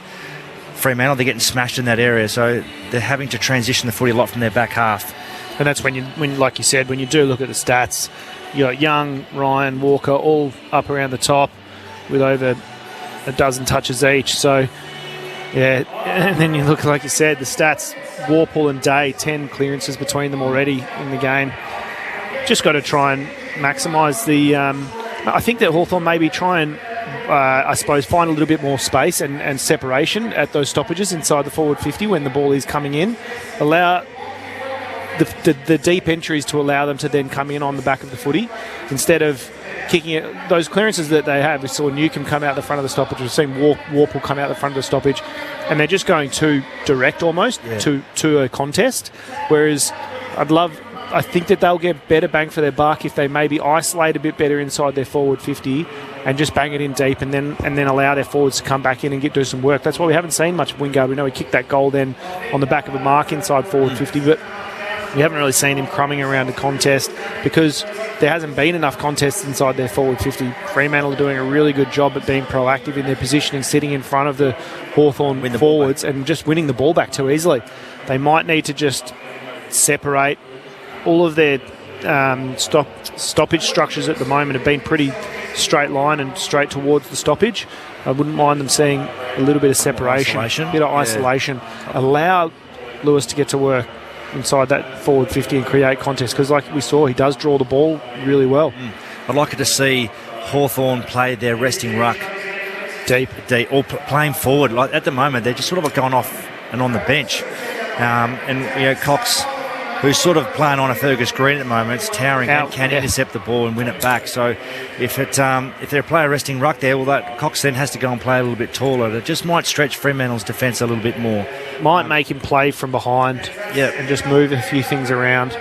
Yeah, they can catch it, Reeves and Meeks, and why not put them down there and see what they can do? Otherwise, Mitchell Lewis, is the only one really airily that is going to impact and go to. So I wonder what's been the change for Fremantle, because we haven't seen this from them all year. Their willingness to play on and get it inside and run with the footy, and we've seen a couple of times their willingness to transition to the open side as well, which has allowed their forwards to get deep. And then I reckon they've been brave with the ball. They're being brave, aren't they? They're being brave. They're actually they're pulling the trigger and having a crack at it and see what they can do. And you're playing against a probably less experienced team defence, which you can find holes in a little bit more. If you're playing against a Collingwood or a Melbourne, you're probably not going to find those holes because the tee's distance is a little bit squeezed. And maybe the fact that Hawthorn are going in that 1v1 on that defensive transition is allowing them to kind of pull them apart a little bit and move to where they would like. I've said it numerous times so far this year that that's what they wanted to do all pre-season. They wanted to move the ball quicker, and they were really happy with how things were going. But then when you come up against an opposition, things change. So maybe this is what they were practicing during the pre-season, a lot more one-on-one stuff as their defence, and they're just loving it at the moment. Well, they are the two youngest teams in the competition, so you don't have, as you both said, the same level of defensive experience out there, the knowledge how to squeeze things out. So that makes Fremantle look better. But here's the other thing. They've actually taken the opportunities to look better. Yeah. You're right. They've had spark tonight that we've barely seen this season. And their skill by foot has been so much better too. And that's maybe because players are out in space and it's a little bit easier and the decision's easier, but you still got to execute the skill itself. I think that Amos has been really good a couple of times in that quarter, especially just presence at the ball and his ability to not get beaten. And most of the time he's won those contests, but his ability to not get beaten is really good.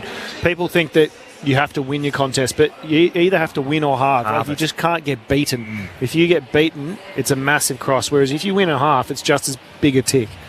It's massive, the impact that he's having. We haven't seen much of Tracy, but I still like the impact he's had in the small things that he's done. Creating a contest, come with the ball, compete airily when it's in your area. They've only had 5 possessions each, 4 marks and 1 mark respectively, but what you see again is energy and their competitiveness and just about to throw themselves at the footy and come at it and not always just want to stand there and kick up my head where they're going to get probably out bullied a little bit from key defenders. But I love, and the speed of ball will assist these players. Thoughts of our experts Shane Woden and Sharad Wellingham on Grandstand AFL as we're only into WA today. Chance to give the scores in the WAFL. Win to Perth over the Eagles. That's the real reason I'm mentioning it. 18-16, 124 to the West Coast side. Belted again in this competition. 4-3-27. Their percentage, West Coast, with their 5 losses from 5 games, 30.3. The next lowest team, South Fremantle. Their percentage, 107.7. They have had the points deduction, so perhaps Perth is a better reflection. The team above those, Bulldogs, 77.8. West Coast belted again today. The other games, Claremont, too good for the Royals, if only just. 13-13-91 to the Royals, 12-12-84. the game between Subiaco and the Bulldogs. If my waffle will ever load, one thing that we can always rely on is the waffle to completely fail to have their app updating. The latest score that we had there in the final term, Subiaco 5-9-39 to the Bulldogs 5-4-34. We'll try and get a full-time result for you in that one. And I can say that the Falcons did beat the Sharks 10-12-72 to 7-14-56. That was a close one for you. We'll bring you that other one. Some things never change. Goodness me. Repeating half-time here at Perth Stadium. Fremantle by 31 points, 10-4-64 to Hawthorn, 5-3-33. Remember, if you're listening, or if you're looking rather, for coverage of the King's coronation, go to the ABC Listen app, TV channel 25, or your local radio station on DAB+. Thank you to a cashback in the studio. Subiaco have beaten South Fremantle 7-10-52 to South Fremantle 6-4-40. Thank you very much, Akash. NRL Magic Round, by the way, 2 results so far today. The Panthers beat the Warriors 18-6 and the Dolphins over the Sharks 36-16. Half-time in the other game, the Rabbitohs lead the Storm 12-6. Right now, though, wherever you're listening, we'll pause and take the latest from the ABC Newsroom.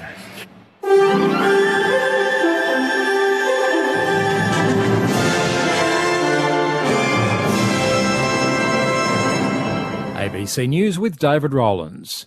King Charles has arrived at Westminster Abbey for his coronation. Europe correspondent Nick Dole reports from London. It's been a drizzly day in London, but thousands have braved the weather to see the King ride in the back of an Australian-built carriage on the way to the Abbey. With him was Camilla, who, according to the royal website, is to be known as Her Majesty the Queen. The royal couple have made their way into the Abbey. Their closest family members are sitting up the front, including Prince Harry, who walked in alone. Nick Dole, ABC News, London. Tens of thousands of people from Britain and across the globe have gathered in central London to witness the historic moment. A few Australians have even been spotted in the crowd. So we've come all the way from Australia, if you hadn't guessed the accent. I've got the Harbour Bridge as my tiara. I've got my little pins, my kangaroo and my Australia. And this is a Holden badge from one of our popular cars. We don't have royalty or the medals, but we've got our own. We've got the flag, we've got a kangaroo sign, Bluey, and ACDC as well. What's more Australian than that? The Anglican Bishop of South Sydney, Michael Steed, says the coronation is a Christian act of worship. All of the elements in it are acknowledging rightly the King and his rightful place in the country, but in subservience to a King of Kings and Lord of Lords. It's set within the context of a communion service, but first and foremost it is an act of worship where the Church is recognising the King on behalf of the nation. To other news, and Saudi Arabia is to host the first face-to-face talks between the warring sides in Sudan. News of the talks comes after the failure of several ceasefires. A joint US-Saudi statement has welcomed pre-negotiation talks between the Sudanese Army and the paramilitary Rapid Support Forces. The Sudanese Army says the talks aim to address humanitarian issues, while there's been no official comment from the Rapid Support Forces. There's a fresh motion to boot controversial Victorian MP Moira Deeming out of the state's Liberal Party. Christina Cavalieri has the story. Opposition leader John Pesutto has announced he's received a notice of motion from 5 Liberal MPs seeking her expulsion. He says MPs will head to a party room meeting on Friday to vote on Miss Deeming's expulsion. It's understood James Newbury, Matthew Guy, Cindy McLeish, Roma Britnell and Wayne Farnham have all co-signed the notice of motion, claiming she's brought discredit on the parliamentary party. Moira Deeming denies that she's planning to sue the Liberal Party. It's hoped a United Nations designated site on Sydney Harbour will now be repaired following extra money to be allocated in this week's federal budget. Sydney Harbour's Federation Trust is set to get an additional $45 million for urgent work at 9 major sites. Federal Environment Minister Tanya Plibersek says there's been years of neglect and underfunding. The Trust's Executive Director, Janet Carding, has welcomed the additional money and says Cockatoo Island will be one of the first key areas. So in particular, the historic Fitzroy Dock that was dug out by convicts as part of their hard labour over many years and is one of the primary reasons why this island was designated a UNESCO World Heritage Site, is in urgent need of maintenance. A South Australian pedophile deemed to be a high risk of committing child sex offences will be released from jail because there are insufficient rehab courses available to him in prison. Megan Dillon reports. The man has served his sentence for procuring a child to commit sexual activity, but Attorney General Kayam Ma applied to the Supreme Court for him to remain locked up. 2 psychiatrists found he was in denial about his sexual interest in children, and there's a high risk he'll re-offend without undergoing rehabilitation. The court was told the man wouldn't be able to do the 15-month group-based program at the jail's Sexual Behaviours Clinic until 2024. The judge said it was highly regrettable corrections did not have any other programs available, and the offender couldn't be detained indefinitely. Trains are running again on the Blue Mountains line west of Sydney following a car landing on some train tracks. Police say the man was driving on the adjacent Great Western Highway at Falconbridge when the accident occurred. He has suffered minor injuries. Nikki Moy from New South Wales Transport Management says there are still some delays though. However, we are still advising passengers to continue to allow extra travel time because those trains that are running, they may be less frequent and the trips may take longer than they usually would. And finally in sport, in the NRL, the Dolphins have proven too good for the Sharks, 36-16 at Lang Park. ABC News. What's the best thing in the world that's also on the ABC Listen app? The footy! This season, get your footy live and ad-free on the ABC Listen app.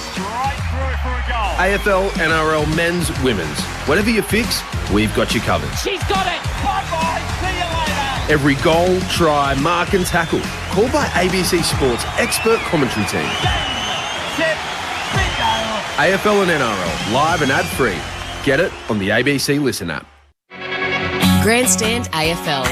Now streaming every match on the ABC Listen app. Look for the AFL button. Warple with a hand pass to Newcombe, been very quiet so far, but highly effective with this kick. Right across the 50-metre arc, he finds Lewis in the left forward pocket, who marks 25 out on a tight angle. Lewis steps around and hooks it back. It's a good-looking effort. The Hawks have got 2 in a row for the first time this evening. Young sends it back inside forward 50 and floating in from the side, Bailey Banfield to take the mark. And here's Bailey Banfield. We're right behind the kick. Sends it on its way. Sends it through the middle. He's got his second. Walters marks, turns and quickly plays on. The kick out towards left half forward. O'Driscoll on the run. Hit it beautifully. Thumps it towards full forward. Waiting. Amos marking it full forward. Hands it off. And then put into the second tier by Frederick for his seconds. That's as slick as we've seen in some time from Fremantle. Eventually O'Meara does, hands it away to Jackson, and he kicks, and that's courageous. Brayshaw charging at the football, back with the flight. No thought at all for his safety, and he takes the mark without taking his eye off the football 15 metres out from goal. Weston Ferris from last year converts this opportunity. And Brayshaw, the man in front, takes the mark a couple of steps inside 50.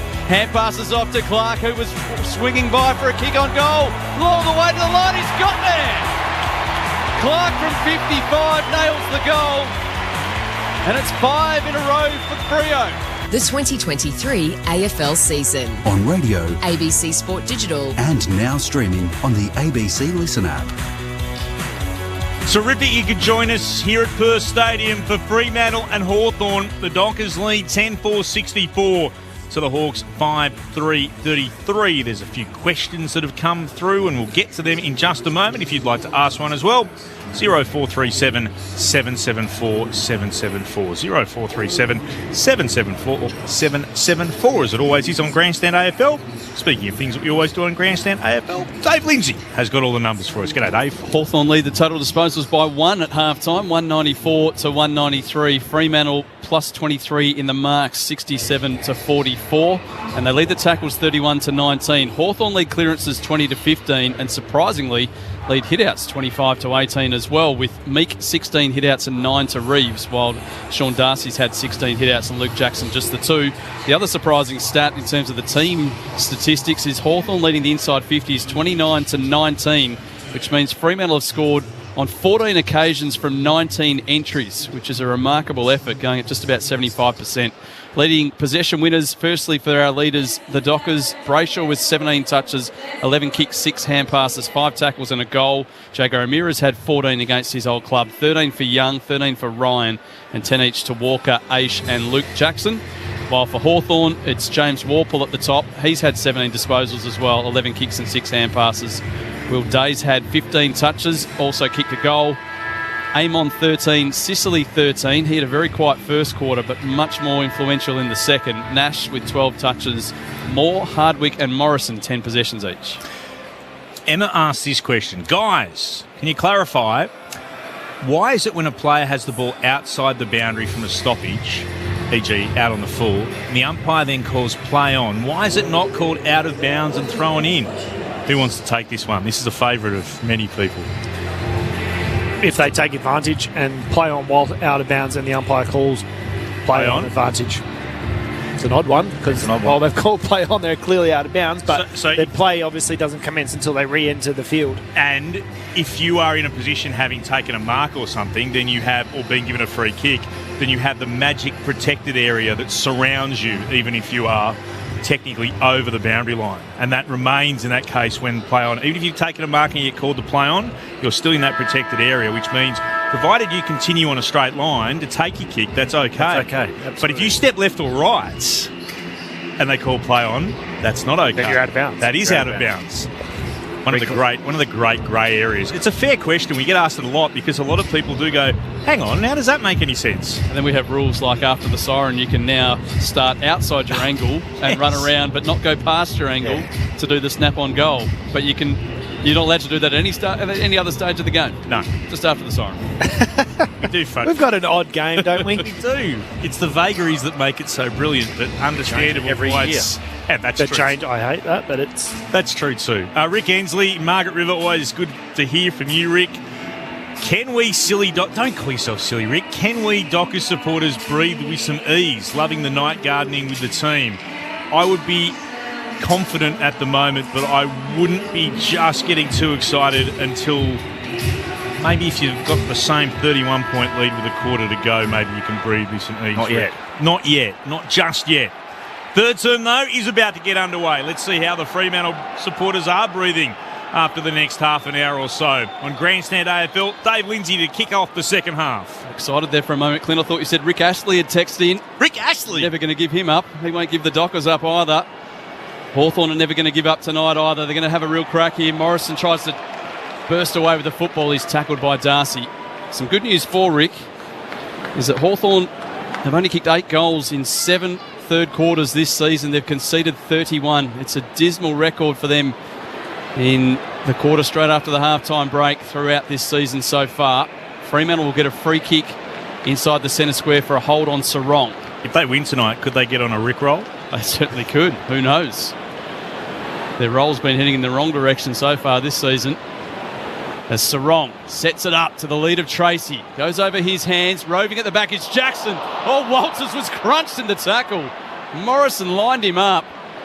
And that was a fierce tackle. Ball spilled free. Hawthorn win it away. Hand pass from Hardwick to the feet of Scrimshaw. Spun in the tackle. He loses the football. Holding the ball. Advantage paid. O'Driscoll took it quickly. Blazing away. Poor kick. Frost takes the mark. Dangerous kick across the face of goal. It skids into the shins of Amon. He's clean though. Hand pass away to Impey. Kick up the line. Brockman can't take it. Good closing speed there from Walker to make the spoil. Boundary throw in 50 out from goal. At the Farmer Freeway end, it's a 31-point lead to Fremantle, as it was at three-quarter time. We played 90 seconds in the third term. Rick says, by the way, team, we never give up, whatever our surname is. Well said, Rick.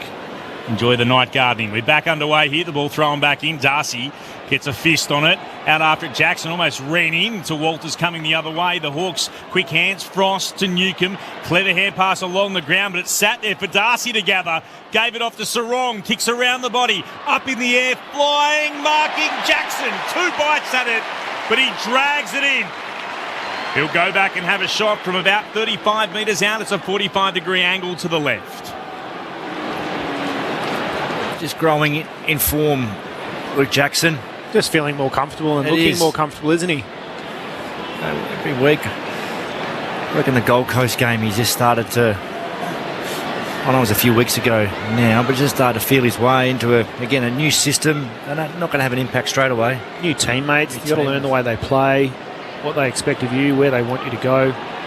Luke Jackson hoping to give Fremantle the perfect start to this second half. He's done so.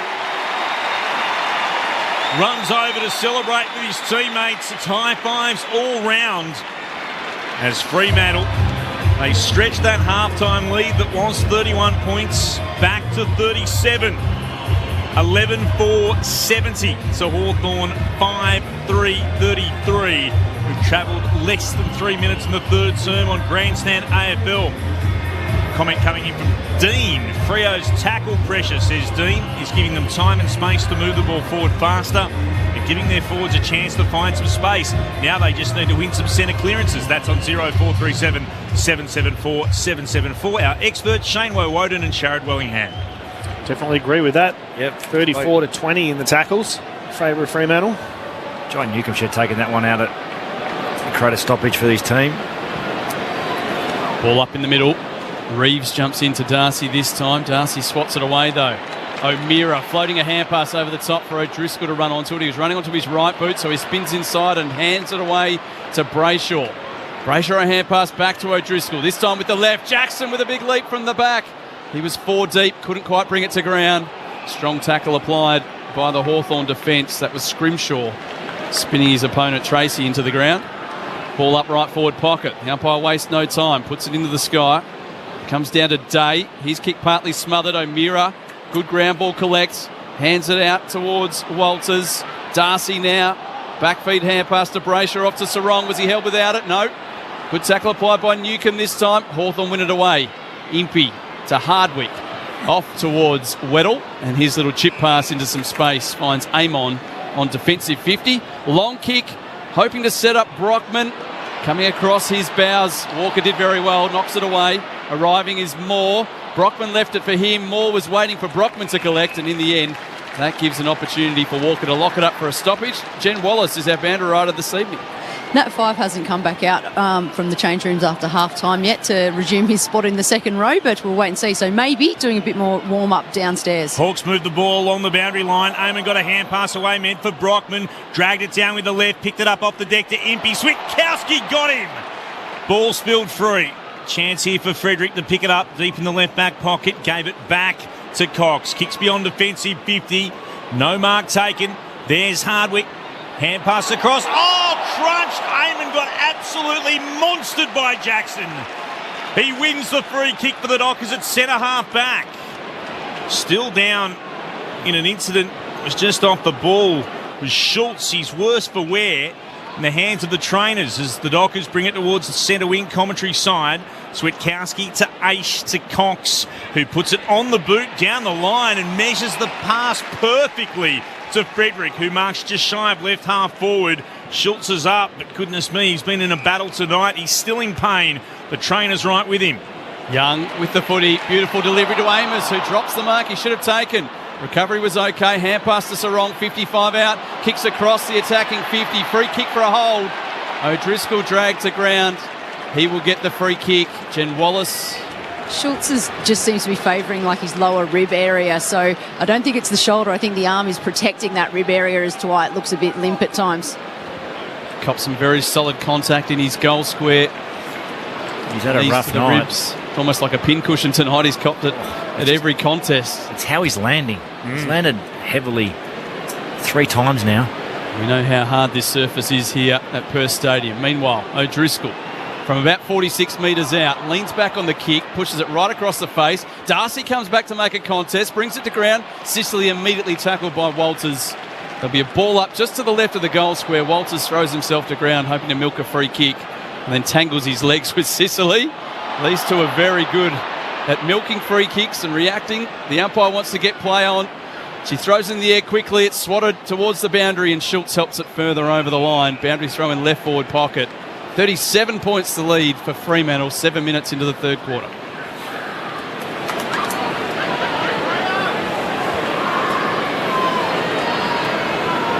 Chance just to take a breath for players and spectators alike as it's put back in.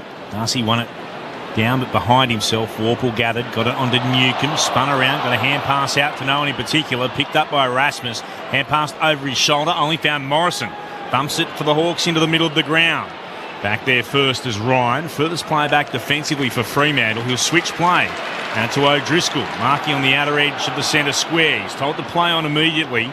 Stepping off his line, back to Ryan. Just inside that defensive edge of the centre square. Comes to Cox. At left half back. Is in the direction of Pearce. Marking on the logo. Commentary wing. This is more that slow build-up from Fremantle that we've seen for much of the season. Pearce will send it inside forward 50. Flying for it, Tracy. Couldn't mark. Schultz is there again. Tackled to ground by Lewis. Back in defence at the moment for the Hawks. Ball up will be the call. 40 out from goal. 45-degree angle to the left. Still the Dockers lead. 8 minutes gone in the third. They're up by 37. In the ruck, swatted to the outside. Schultz with a running banana. Can't quite bend it back far enough. They do that from time to time inside attacking 50. Darcy looking to swing it into some open space. Behind only 38 points is the lead. Schultz still looks very sore. Dockers in their special Starlight Purple Haze game jumpers tonight. Still predominantly purple. With stars across either shoulder. White in a V and with yellow trim as they work it back. From Hughes to Ryan. Got plenty of space to work with here. Goes on a bit of a trundle and then kicks towards right half forward. 2-on-2 battle and Darcy in the middle takes the mark.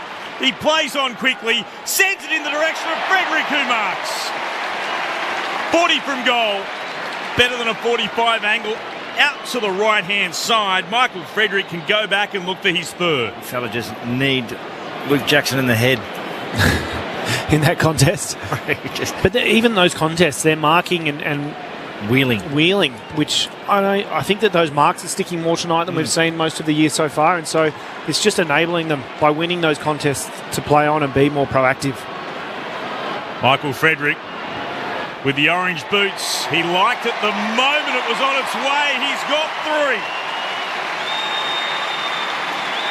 And the Fremantle Dockers kick the opening 2 goals of the third term. And Rick, I reckon you might be able to start breathing a little bit easier pretty soon because Fremantle's lead is 44 points. 10 minutes gone in the third. 12-5-77 to Hawthorn 5-3-33. Grandstand AFL, our experts tonight, Shane Woden and Sharrod Wellingham. Yeah, just a bit of a raffle off there, wasn't it? I think Amos was the one who was coming at the kicker in Darcy. But really nice pattern, but saw Frederick just working back into that space and kicking up. They've both done a really nice pattern there, but are we going to see that work? I think that Frederick has to probably open up that space for Amos if big boys to come through it. Yeah, finding the balance at the moment, aren't they? Inside 50, but they go deep, hit up, find a short.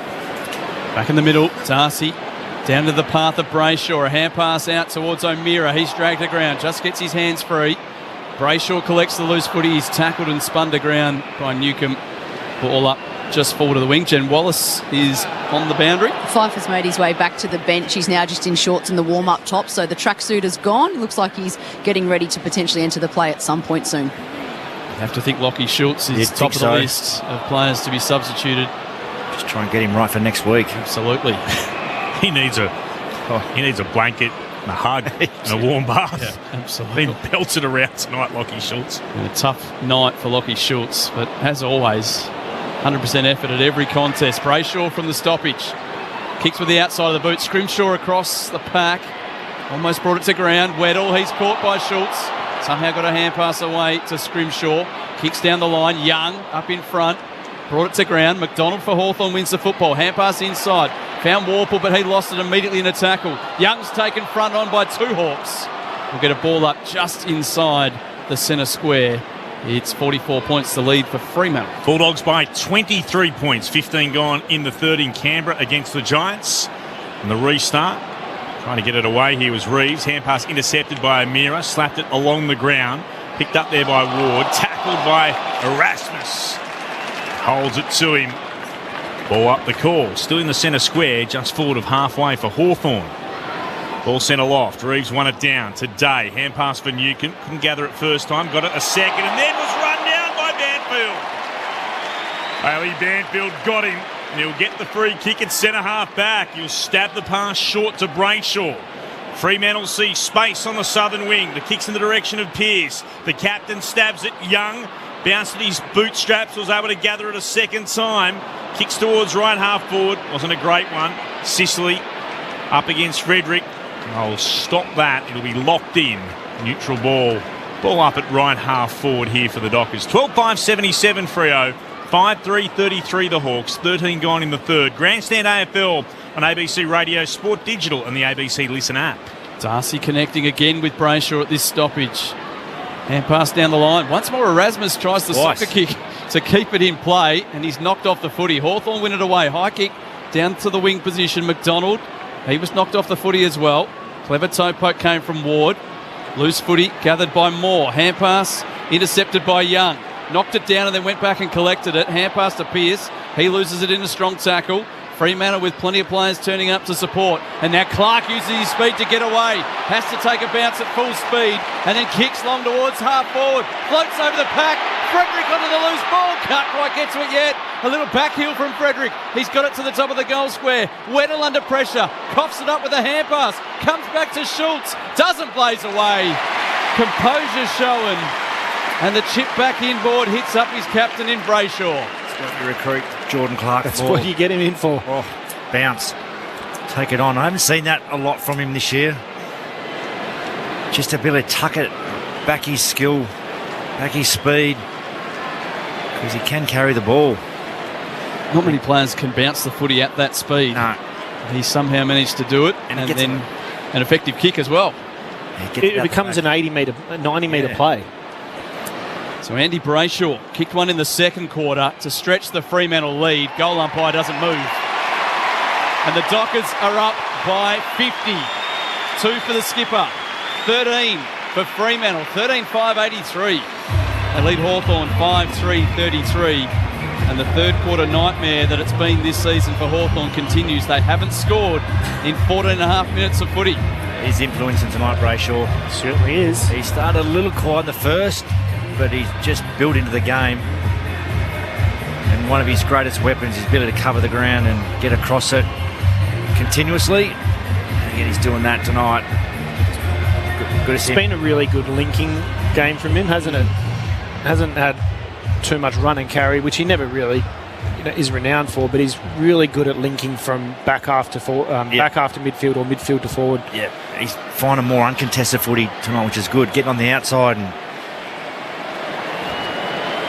just a reminder, if you're chasing coverage of the King's coronation, the ABC Listen app, TV channel 25, or your local radio station on DAB Plus is the place to go.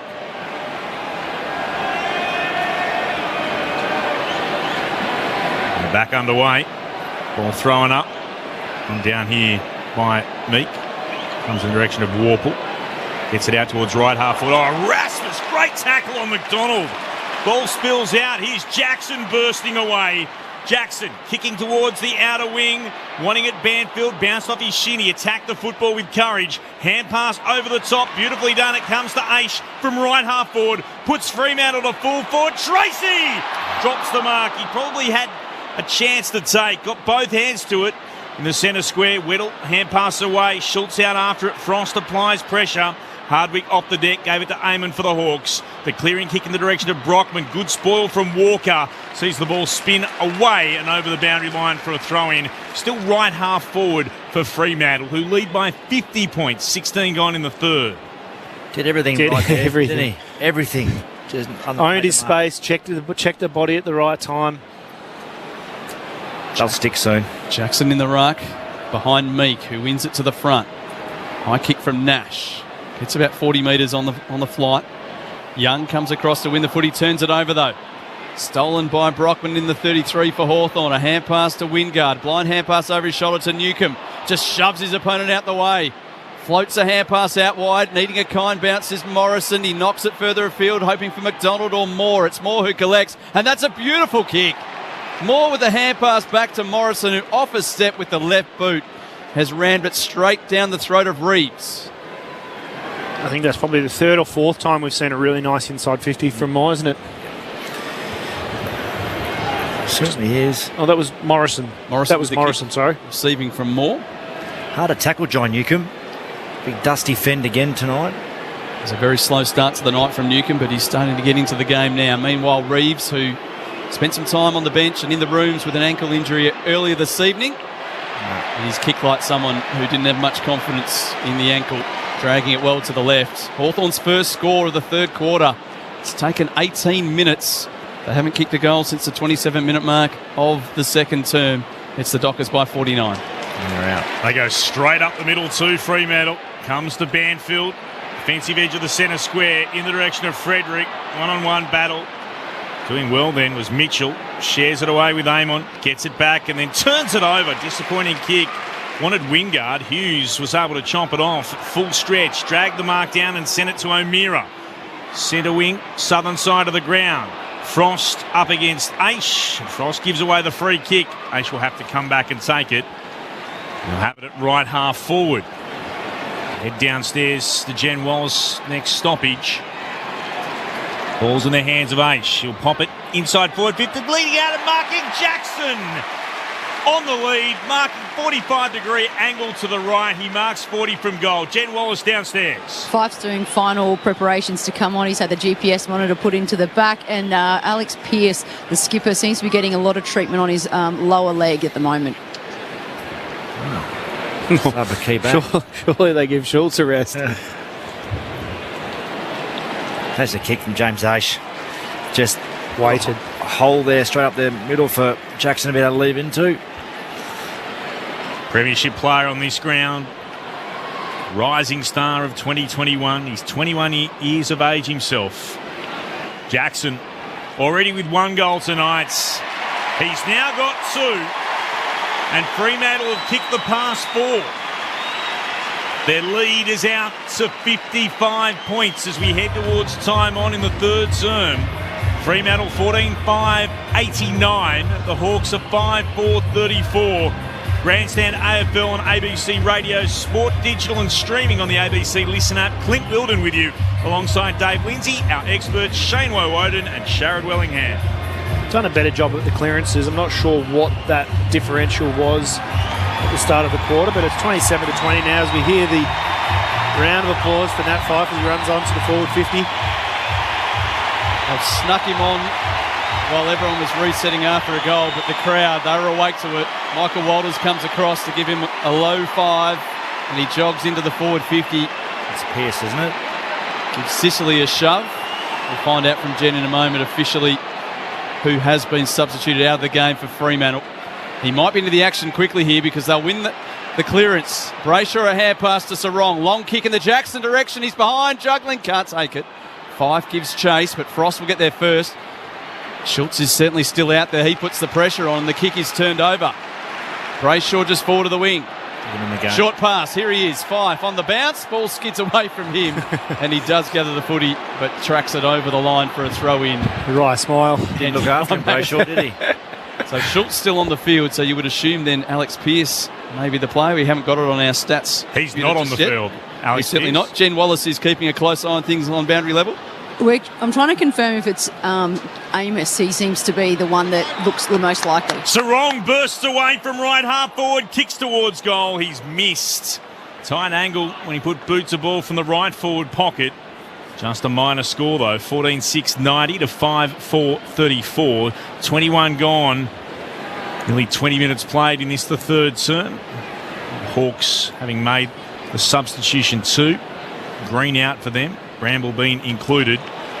Beyond defensive 50. Comes off hand, spills down to Jackson for the Dockers, to O'Driscoll, and he couldn't get it away from the player we just spoke of, Bramble, who's been included as the tactical sub. It ricochets away. It's gone over for a boundary throw-in. So Pearce is about to come back on the ground. It's a miss. So it's Amos. Jai Amos. We wondered who was out. We're yet to see it officially on any of the computers we've got here, but with Pearce back on. Throw-in. One down here by Meek.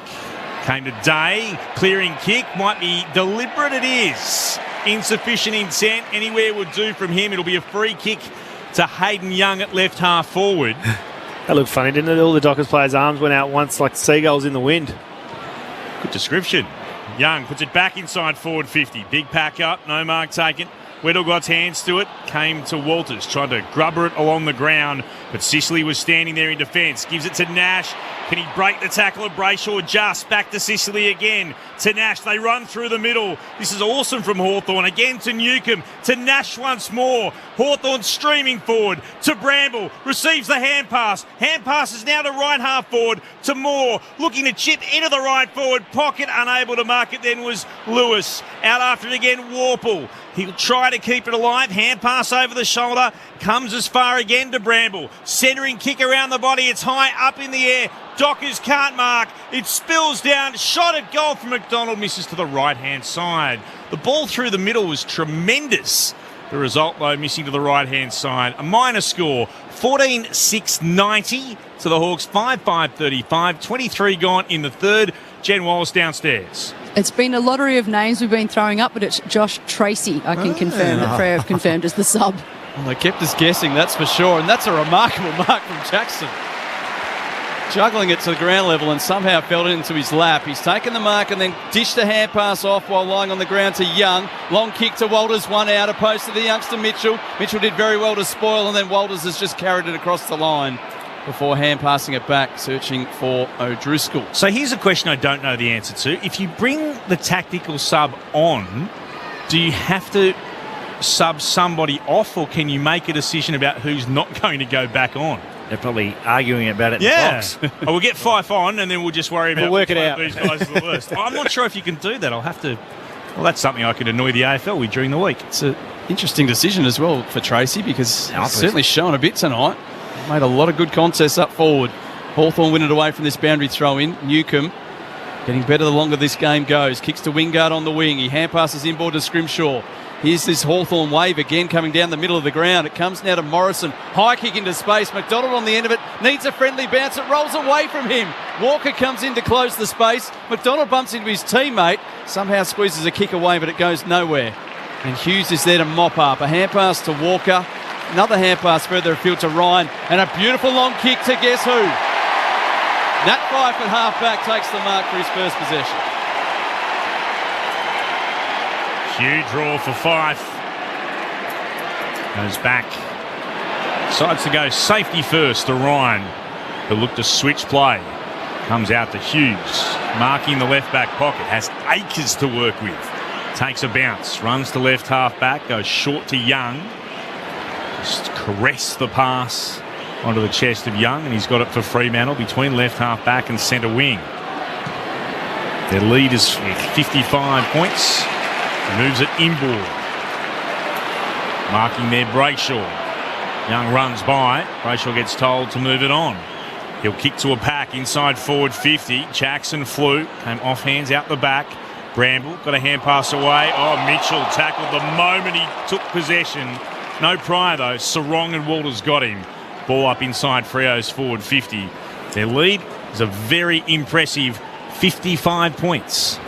Darcy tries to flick it over his shoulder towards Fife. Day was onto it, swings a hand pass across the half-back line to Amon. There's nothing on down the line, so he has to retreat to Sicily by hand, and they've worked it nicely because Sicily then just kicks into space for Amon to run, chase and mark at half-back, and then a spearing kick up the boundary line. Doesn't quite have the penetration it needs. And Ryan with the intercept mark. Comes inside with his kick to Erasmus, just back with a wing. Chips one over the top to Walker. Everyone stops and waits to see what Brandon Walker will do. He's got a lot of time to sum things up.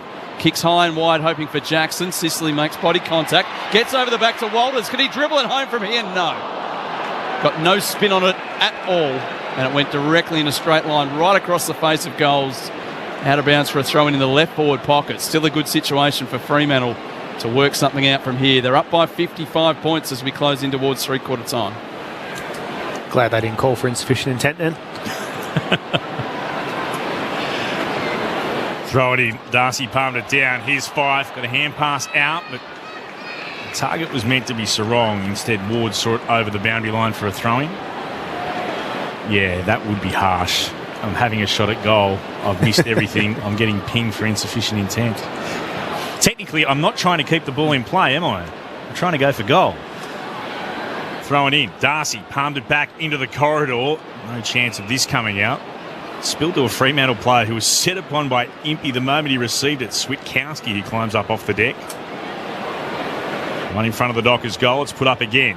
That one down by the Hawks, and Morrison tries to take it away. Stolen by Brayshaw. Tried to give it to Darcy. He couldn't control it. Fife emerges with it. Hand pass onto Frederick. Snaps around the body. He was looking for a career best 4th goal instead.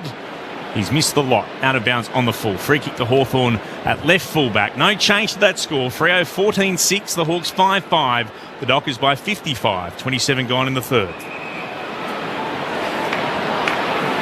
Josh Weddle, who's got the job on Fife at the moment, has the free kick to bring it back into play alongside the left-hand behind post. Kicks into the goal square. That's not 15, but it is paid a mark to Impey, who floats a kick in the direction of Bramble, and the substitute has it knocked away from him by Andy Brayshaw, who's playing some sort of a match. 29 possessions and 2 goals for the skipper. Get a boundary throw in, 45 out from goal, left forward pocket. It's going to be Switkowski again here on the fly. At the throw in, it's Darcy in the ruck. He's beaten this time by Reeves. O'Driscoll collects the loose footy. Hand pass back to Erasmus off to Sarong, who bounces a kick towards Banfield at full forward, but it rebounds off his body, and Hawthorn might be able to sweep this one away. A hand pass towards Impey, taken front on by Brayshaw, and Impey had his head down, collecting that footy. It'll be a high tackle free kick. Not much Brayshaw could really do there.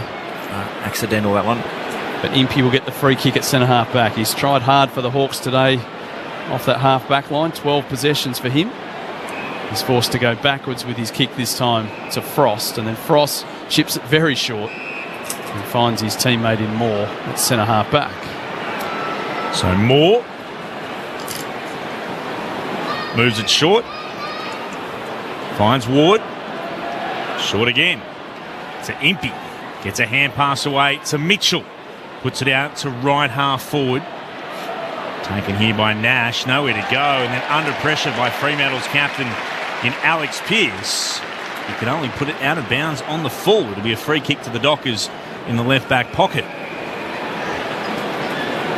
And then Cox to take it. It's told to move around. Rasmus is on short if that's desired. Instead, he'll go further afield. Kicking towards the commentary wing. Up was Frost, got a fingertip to it. Spilled down to Morrison, couldn't take it cleanly. Then Erasmus is tackled by Reeves, wrapping him up and taking him to ground on centre wing. It'll be a ball up again. 3/4 time in Canberra. The Bulldogs by 33 there over the Giants. As it's thrown up, and Darcy brought it down to Erasmus, tackled by Bramble straight away. Ball's been locked in once more. Shadows of 3/4 time. It's put aloft. Darcy with the more telling tap back inboard to Sarong. And with a quarter to play, the Dockers have a 55-point advantage. Hawthorn held goalless in that term. They registered 2 behinds, while Fremantle could kick 4 unanswered goals. 14-6-90 to 5-5-35. The Dockers over the Hawks. The goal kickers for Fremantle, Michael Frederick has a career equaling 3 goals as his best return. Brayshaw with 2, Jackson with 2, Banfield with 2, and singles to Switkowski, to Tracy, to Amos, to Walters, and to Clark. While for the Hawks, 2 to Lewis, singles to Day, Wingard, and McDonald.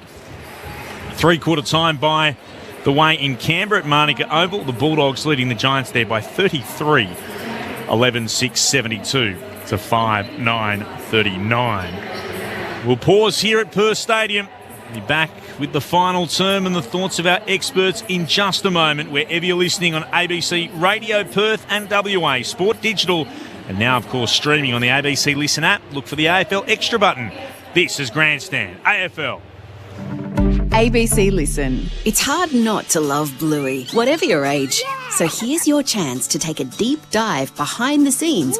We showed a whole game of cricket, just shots of seagulls and churches in Adelaide. The cricket commentator was voiced by Adam Hills, who's an Australian comedian. He actually came up with a lot of the little puns, and they were really quite funny, so we sort of slipped them in where we could. The new podcast, Behind Bluey, only on the ABC Listen app. Grandstand AFL. Now streaming every match on the ABC Listen app. Look for the AFL button. Gave it off to Sarong, kicks around the body, up in the air, flying, marking Jackson. 2 bites at it, but he drags it in. Luke Jackson hoping to give Fremantle the perfect start to this second half. He's done so. Runs over to celebrate with his teammates. It's high fives all round. Plenty of space to work with here. Goes on a bit of a trundle and then kicks towards right half forward. 2-on-2 battle and Darcy in the middle takes the mark. He plays on quickly, sends it in the direction of Frederick, who marks. Michael Frederick with the orange boots. He liked it the moment it was on its way. He's got 3. A little backheel from Frederick. He's got it to the top of the goal square. Weddle under pressure. Pops it up with a hand pass. Comes back to Schultz. Doesn't blaze away. Composure showing. And the chip back inboard hits up Brayshaw. So Andy Brayshaw kicked one in the second quarter to stretch the Fremantle lead. Goal umpire doesn't move. And the Dockers are up by 50. Ball's in the hands of H. He'll pop it inside forward 50. Leading out and marking Jackson. On the lead, mark 45-degree angle to the right. He marks 40 from goal. Jackson already with 1 goal tonight. He's now got 2. And Fremantle have kicked the past 4. The 2023 AFL season. On radio, ABC Sport Digital. and now streaming on the ABC Listen app. Wonderful you could join us wherever you are around the nation, around the world on the ABC Listen app nowadays. 0437 774 774. It is the coronation of the King today. And if you're listening to the coverage of that, ABC Listen app, TV channel 25 or your local radio station on DAB+. A couple of you saying, may God save the Hawks. Because at the moment, they need all the help they can get. Fremantle's lead is 55 points. Sharad Wellingham and Shane Woden, tell us what you've made of it. Well, they dominated the quarter, Fremantle, particularly the territory battle. It's 17-5 inside 50, so the game was played in the front half for the Fremantle Dockers and put 4 goals to nothing on the scoreboard. So it was a good quarter by Fremantle. Came out after half-time, good energy, and created some opportunities for themselves and dominated all areas. 29-11 marks. And Sean Darcy got to work too, airily with the hit-out stuff. So they were minus 10 inside 50s Fremantle at half-time. And now they're plus 2. So they've really started to get going and put some work on the Hawthorn. I just like how free and I suppose instinctual they've played for the majority of this game. And it's been able to be employed off the back of them winning contests and winning, like I said during the call, those marks that I don't think that they've been winning too much this year. Those contested possessions that they're then able to just play off and create, and just the instinct that they brought tonight. It's obviously off the back of a bit more, I don't want to say emotion or investment, but they just seem a little bit more vibrant tonight. And it's definitely impacted, hasn't it, in the way that they played? Absolutely. Across the field, across the board, through every line. Don't really think they've had any... They're not carrying anyone either. It's been a really solid contribution from everybody across the whole team, which is what you really, really want. So their expectation, they were supposed to win tonight. Yeah. And win comfortably. Again, win's a win. Hopefully you bank the 4 points after this now with a 10-goal up. But, the challenge is sustaining against better teams and trying to do it. But you can only win with what's in front of you. And I don't think that Hawthorn have played poorly. They've just been a little bit outclassed. Correct. Some of the stats at three-quarter time, pretty even in total disposals. The Hawks lead that one by 2, 292 to 290. Fremantle up 41 in the marks, 96 to 55. Inside 50s are now 36 to 34 in favour of Fremantle, and they lead the tackles by 9 as well. Brayshaw with 29 possessions, Young with 21, Ryan O'Meara with 20, Luke Jackson 17 possessions, 5 marks, 6 tackles and 2 goals. That's the sort of stat line that they're expecting from Luke Jackson this season here at Fremantle. While for Hawthorn, Nash has had 22 possessions, Warple 22 and Amon 20. Webby listening out at Mount Augusta. Welcome to you. Say hello wherever you are. 0437 774 774. Final term underway on Grandstand AFL. The Hawks win it down through Reeves. Out after it, Warple can't gather. Sarong picks it up, gives it to Fife. That's the reason for the massive cheer. Moves it to O'Driscoll and then kicks the pass to a sliding O'Meara. Marks it left half forward. Running by, receiving the hand pass is Young, and his kick inside forward 50 was disappointing down the throat of Hardwick. Marking in the right back pocket. He'll move it short, but turn it over. Wanted Warple. Running back with the flight of the ball, heading away from his goal was Jackson. Stuck out the big hands and intercepted. He can go and have a shot now from just outside 50. He'll start in line with the left hand behind post. Fair run up, Luke. Be good night if he can cap this off with the 3. Kale from Lake Grace asked the question I think we're all asking. Where has this been all year? The Fremantle performance, not this particular effort from Luke Jackson, who nonetheless is coming in looking for his third from 51 out. It's an almighty kick. Has he got the accuracy? Not quite. He misses to the left-hand side. Gave it a ride, though. 14.791 the Dockers, 5.535. Less than 80 seconds gone in the final term. Certainly starting to see what he can produce here as part-time ruck, part-time key forward, part-time midfielder. Sicily gets hype and under. I think it was an attempted barrel. It did end up in the arms of his teammate in Day at half-back, who goes across the half-back line to Morrison. Hand pass back to Sicily, who runs directly into a tackle. Walters now with the footy, has it ripped away from him by Sicily. Day carefully leans down to pick it up, and a couple of Dockers tackle him. Ball up between the centre circles and centre half forward for Fremantle. Umpire wastes no time. Darcy down to O'Meara. Off to Sarong by hand. High kick will get an inside 50. Amos, top of the goal square, tackled and loses the football. Jackson comes in to apply a tackle.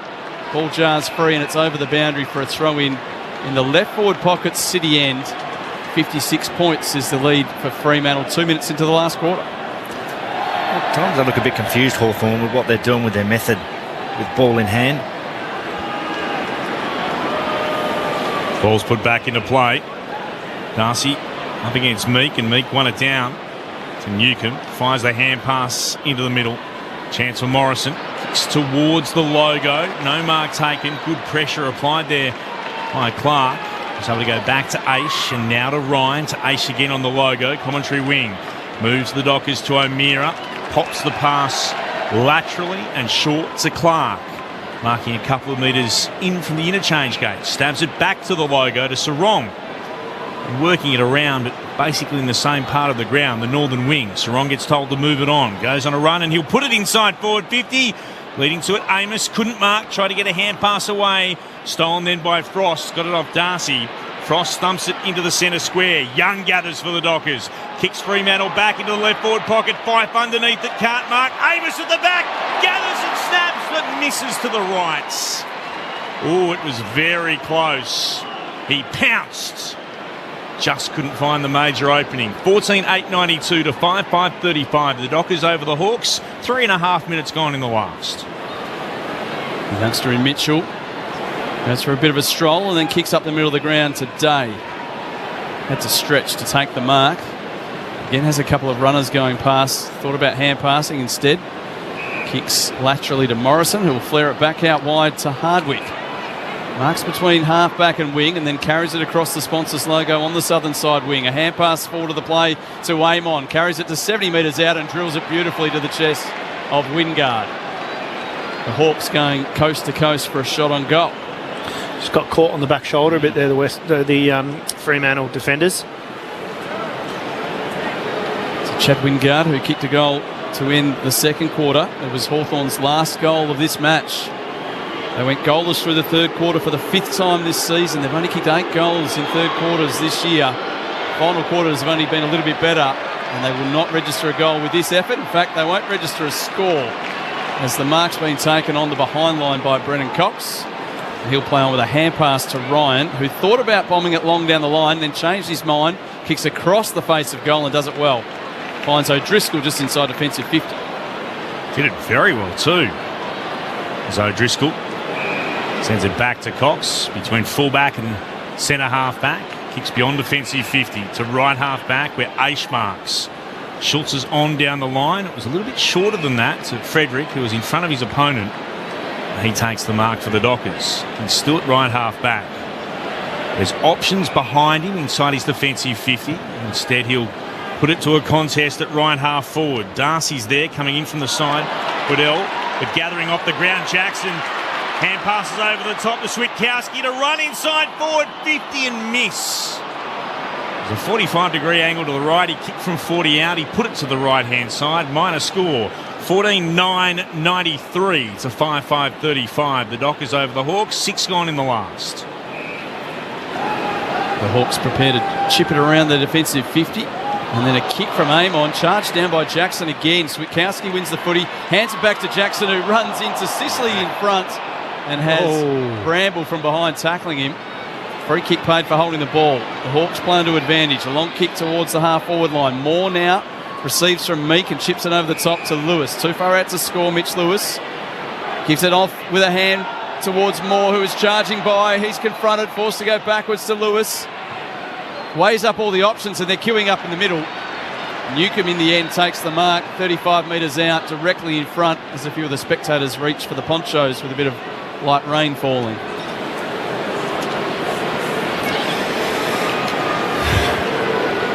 John Newcomb had a very quiet start, but he's now moved up to 15 disposals. Shooting at 50% this year. 4 goals, 4 on the season. You can make that 5 goals, 4. Beautiful kick from Newcomb. And the Hawks get their first goal since late in the second term.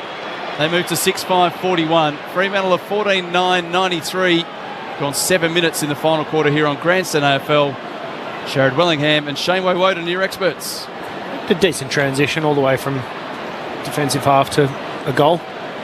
I know what you mean by they're not really sure what they're doing. It's no set and there's no real structure to it. They're playing on and being instinctual and trying to take the game on, but it's not like they're creating certain spots of space and then trying to utilise it. It's just take it and run at the game. And you did that early one when Sicily was coming off half back. He just didn't know where he was going. There was no certain patterns. There's no forwards coming at him. Not giving up though. That's a good thing about this young group. They keep fighting. Yeah, keep fighting. Get something from it. A restart. It's down to Day. Gives it to Warple. They've both been impressive in recent weeks for this young Hawks side. Kick towards Moore. Good spoil came from Clark at full stretch. Won it down. Picked up by O'Driscoll. Kicks towards left half forward. Banfield can't quite keep it in. Kick, to be fair to him, was a little bit wide nonetheless. The Giants have responded in Canberra. The Bulldogs' lead is now just 10 points. 11 minutes gone in the final term. 11-7-73 to 9-9-63. Remember, the Giants without Toby Green, who was laid out with an ankle injury. Reeves wins it down. Out after it, the Dockers. Switkowski gathers onto Fife. 55 from goal. Puts it into the left forward pocket. Good defensive mark. Comes the way of Hardwick. He drags it in hard up against the boundary for the Hawks. And then goes short, stabbing it beyond defensive 50 to Frost, who moves it to Day, who marks it right half back. A very good match here in the under-18s a couple of years ago for South Australia, Will Day, which certainly announced to all the recruiters around the place he had plenty of talent, and he's shown a bit of that again this evening. He will be back involved in this passage, receiving a hand pass from Amon. From half-back towards the half-forward flank. Scrimshaw doesn't decide to mark it. He tries to swat it over his shoulder, hoping for a run-up. But Ryan was onto that quickly. Hand pass away to Cox. It goes from right half-back to left half-back, and Clark marks. Decides to come up the corridor and overkicks it. Straight over the head of Erasmus. Nash takes the mark. Hand pass to Day, or to Moore rather. He chips a pass to Lewis. And a longer kick now to Brockman in the pocket, who marks deep in the right forward pocket, right up against the boundary, about 25 metres out. Decision was right, just cook the execution. That one where he's a little bit off balance. Yeah, sitting back on it. Sitting back. Very talented small forward, Tyler Brockman. He wears Cyril Rioli's old jumper. Doesn't quite kick it like Cyril on this occasion. It's a flower bag that floats across the face of goal. And Young actually marks it 20 metres out from his defensive goal line. Fremantle through Ryan. Get it to O'Driscoll at right half back. O'Driscoll to pause. He'll kick from right half back towards centre wing. Going up, Amos. Takes the mark. They'll get told to move it on. Thumps it long towards right half forward for Fremantle. In front, good position. Going to get it. Youngster in Josh Weddle, just his second AFL game. Kicks it back inside his defensive 50 for Hawthorn to Morrison. Morrison switches play to right back pocket. Hard beyond defensive 50 to Moore. Moore short pass back inboard to Amon. Just enough to be a mark, I would have thought. Stepped off his line immediately.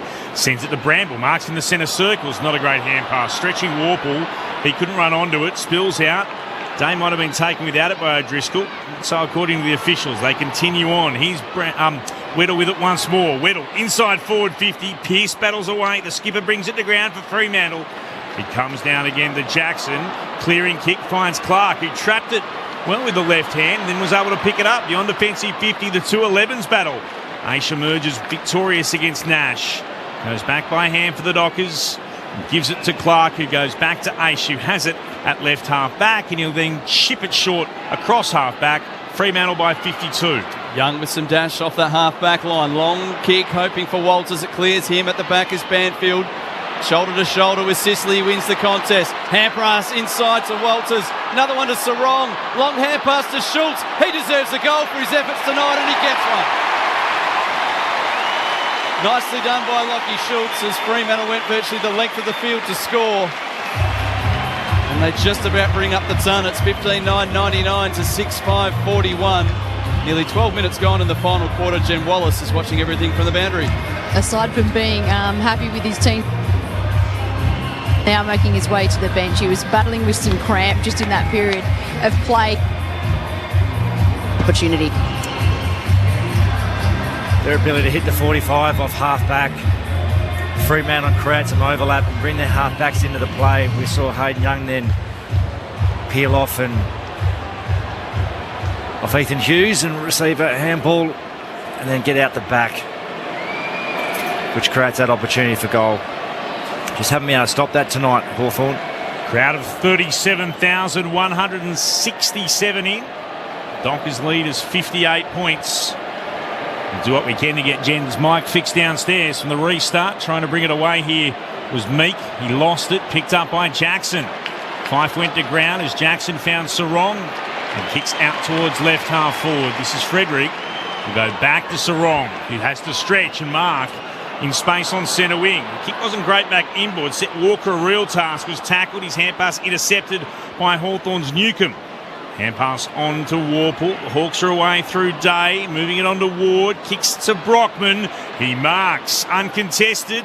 Centre half forward. Running by. Ward receives the hand pass. He'll go towards full forward. Stretching and marking. And a chance to go back to McDonald and have a shot. That was better. That was good movement from Hawthorn off half back. Off the turnover. Haven't seen too much. Well, beg your pardon. Scrimshaw. Yeah, I was pushed forward. I was surprised. Saw the haircut and thought that's got to be, but no. And down the wrong end. Scrimshaw it is. Look at the magnets. Still got the lovely. It's so odd how him. much he looks like Birchall, isn't it? It's the 14. That's true. Lefties. Here he is, Jack Scrimshaw, looking for just the 10th goal of his career. And he puts it through in game number 72. Jack Scrimshaw etches his name onto the scoreboard. 7-5-47, the Hawks. 15-9-99, the Dockers. 14 gone in the last on Grandstand AFL. Good running carry, wasn't it? Well, not running carry, but link, and ability to find a open player and then use the handball receive just to get out the back and a nice hit up from Scrimshaw.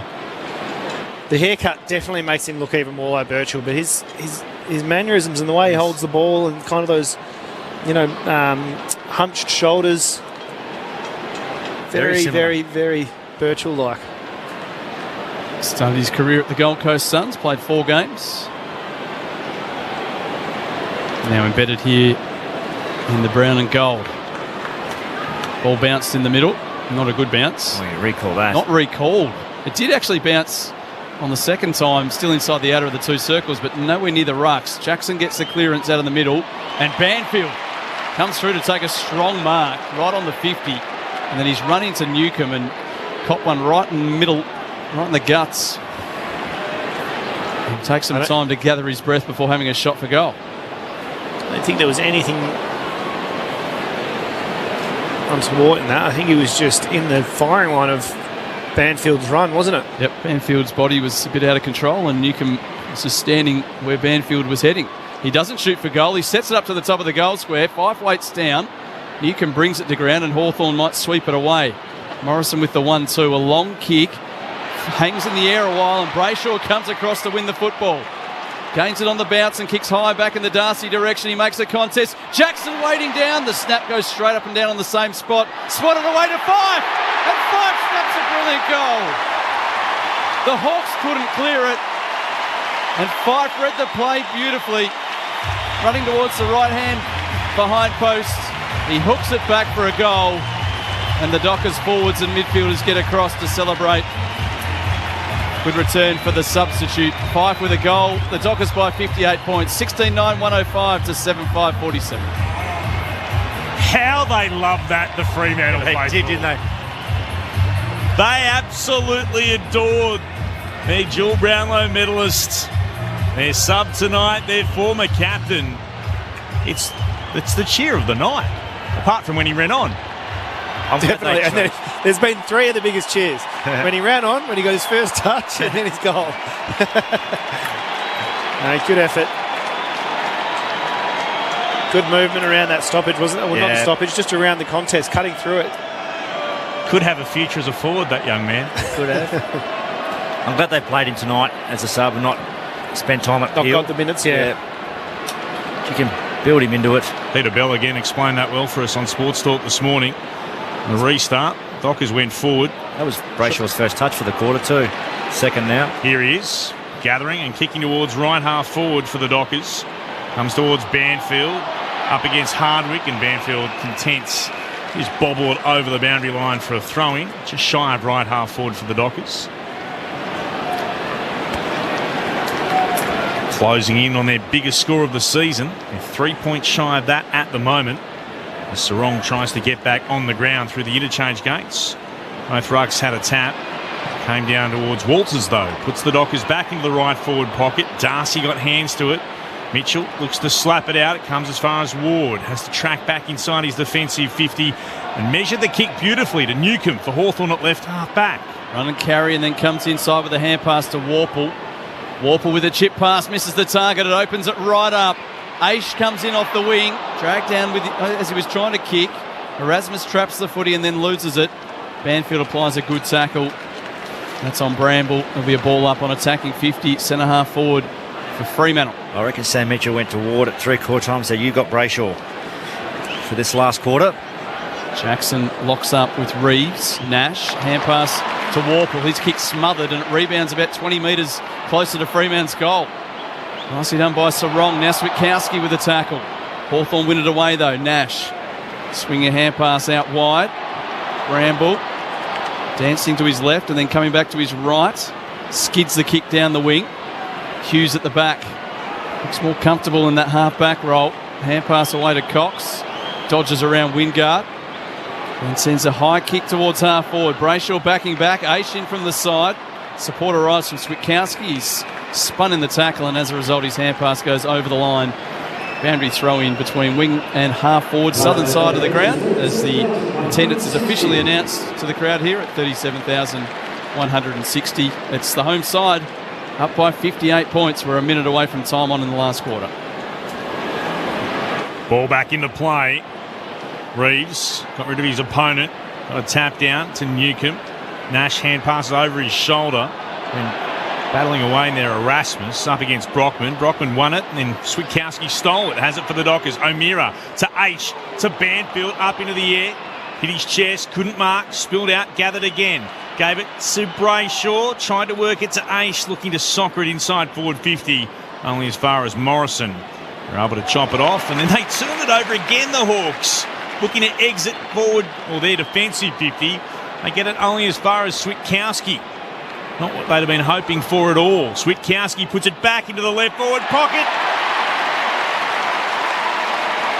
The roar will tell the story. Pfeiffer's marked. 45-degree angle to the left. He'll kick from 40 outs.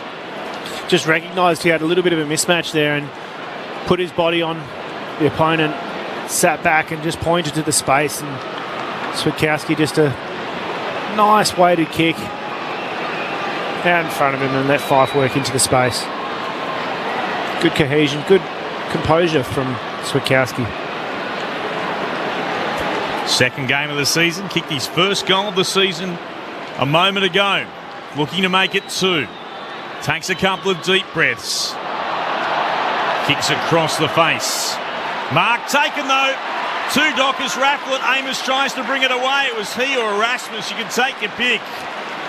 And Jai Amos says, no, I'm the forward here. I'll be having the shot. And he'll have it at right full forward. Still a tight angle, but should kick truly for his second.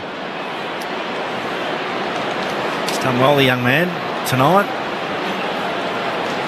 What's that now? Not a lot of footy, but 6 marks. Yeah, and in contest, hasn't he? Yeah. 19 years of age, he's one of the futures for the Fremantle Dockers Football Club. Jai Amos, slow approach, kicks the goal. The Dockers bring up their biggest score of 2023. 17-9, 111. They lead the Hawks 7-5-47, a 64-point advantage. 21 and a half gone in the last on Grandstand AFL. It's a big ball drop from Fife, isn't it? It's a big ball drop, and it drops it from high. And it's onto a loose foot. It's not a firm foot, is it? It's not a firm foot. No. His toe's not at the target where he wants to go to. It's just too much room for error, isn't it? Yeah, absolutely. Like that, he obviously can kick the footy because his field kicking can be good. It's almost just as if he's got too much time, and he's getting midfield opportunities tonight too. Fife on his way back in. He's in at this centre bounce. He watches on as Darcy takes clean possession and hand passes away to Sarong. High kick towards centre half forward, and Hardwick judged it well in the air. Cops some treatment from behind by Switkowski and takes a good chest mark. Called to play on now as he wanders off his line. Straight up the middle he goes. Ryan leaping in the air, makes the spoil, brings it to ground for Hughes, who kicks towards left half back. And Jordan Clark takes the mark. 11 goal kickers tonight for Fremantle, 5 of them multiple goal kickers. There's a lot going right for them here this evening. They'll travel to Sydney next Saturday to take on the Swans. Get a better idea of whether this is a true return to form for Fremantle, or just backing the truck up and making sure they make the most of an easy kill here against the Hawks. They've got it on the sponsors logo wing.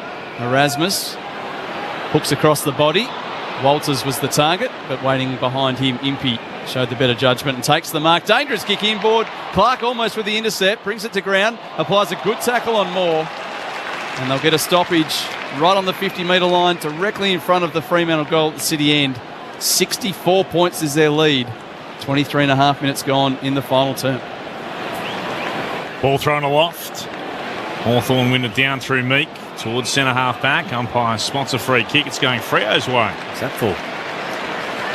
Can't tell. Spotted a high tackle in there somewhere. Sarong's got it. Puts it into the right forward pocket. Can't find an immediate target. Carries the pack over to Walters. Hand passes back to O'Driscoll.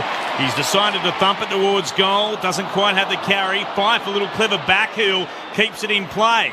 It's in the goal square. Sicily gets a clearing hand pass away to Bramble. Bramble for the Hawks. Runs to the right back pocket. Kicks into the middle of the ground. And up and marking is Lewis. Chance to go over the top. He'll come towards left half forward. Mark is taken by McDonald on attacking 50. A lot of space inside the arc, but not too many Hawks there. Oh, he tries to chip a pass and stubs his toe. It just rolls its way towards Wingard. Hand pass back. Tumbling a kick forward again, McDonald. Scrimshaw with the spinning tackle and slams his opponent into the ground. Can't do it. Dangerous tackle, free kick. Paid against the Hawks. We saw one earlier in the match. This one a little more dangerous, and I wouldn't be surprised if they have a good look at this one. O'Driscoll, a little slow to get himself to his feet. Gets the kick away. O'Driscoll finds Hughes, and he's still struggling to really gain full composure, O'Driscoll. A big leap from Schultz on the wing, couldn't drag the mark in. And from the ensuing contest, the ball spills over the line for a boundary throw in southern side wing. Dockers by 64 as we edge closer to full time. Again, it was the action, wasn't it? The dump and sling. Rain has really started to set in now. Restart. Erasmus looks to get it away. Comes to Sarong. Kicks Fremantle inside forward 50, but only finds the chest of Frost, who read it well. Gets across the mark in the right back pocket. He'll kick beyond defensive 50. He'll find Day, who turns and plays on. Takes a bounce and then a second. He's still going, Day. He'll kick into the middle of the forward 50. It drops short. Getting away from Hughes is more to go back to take the mark. The connection between Sarong and Amos wasn't great then. Caleb still... I'm not sure what he's trying to... He's blaming Jai. He's blaming Jai. That's what that is. You didn't move to where I wanted you to go. Yeah. So here is Moore in the meantime, having a shot at goal. He misses to the right-hand side. Minor score.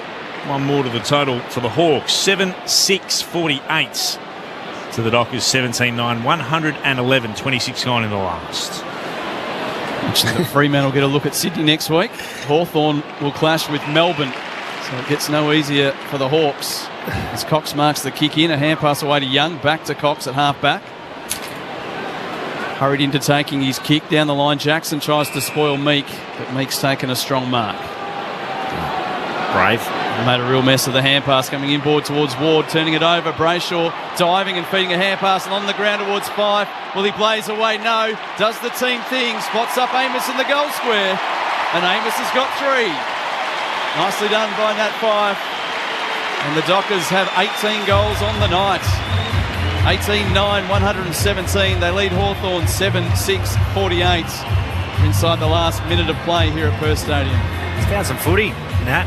He has, yeah. Been on the ground. He's had the 10 touches. Bit of mid-forward. Oh, it was a big hit. Who on who, Wowie? It was Meek. Meek on Erasmus. Just got to... I didn't quite see the replay that he made. Because he chose to bump him. When he got rid of the footage, whether or not these shoulders hit him in the head. Seems to be okay. There's also the question mark, the Driscoll tackle from Scrimshaw. There was contact made by the head to the ground. You can see it from the angle that we had as Meek wins the tap in the middle. There's a free kick being spotted here, coming back to Newcombe for the Hawks. He's got it in the centre circles, now gets told to play on. Almost ran into trouble. Puts it inside, attacking 50. Spoil came from Cox, spills down in the direction of Ryan. It's able to gather for the Dockers. It's a big win for Fremantle. It keeps them alive in the finals race. Their 3rd win of the season, their biggest score of the year. The Dockers beat the Hawks by 69.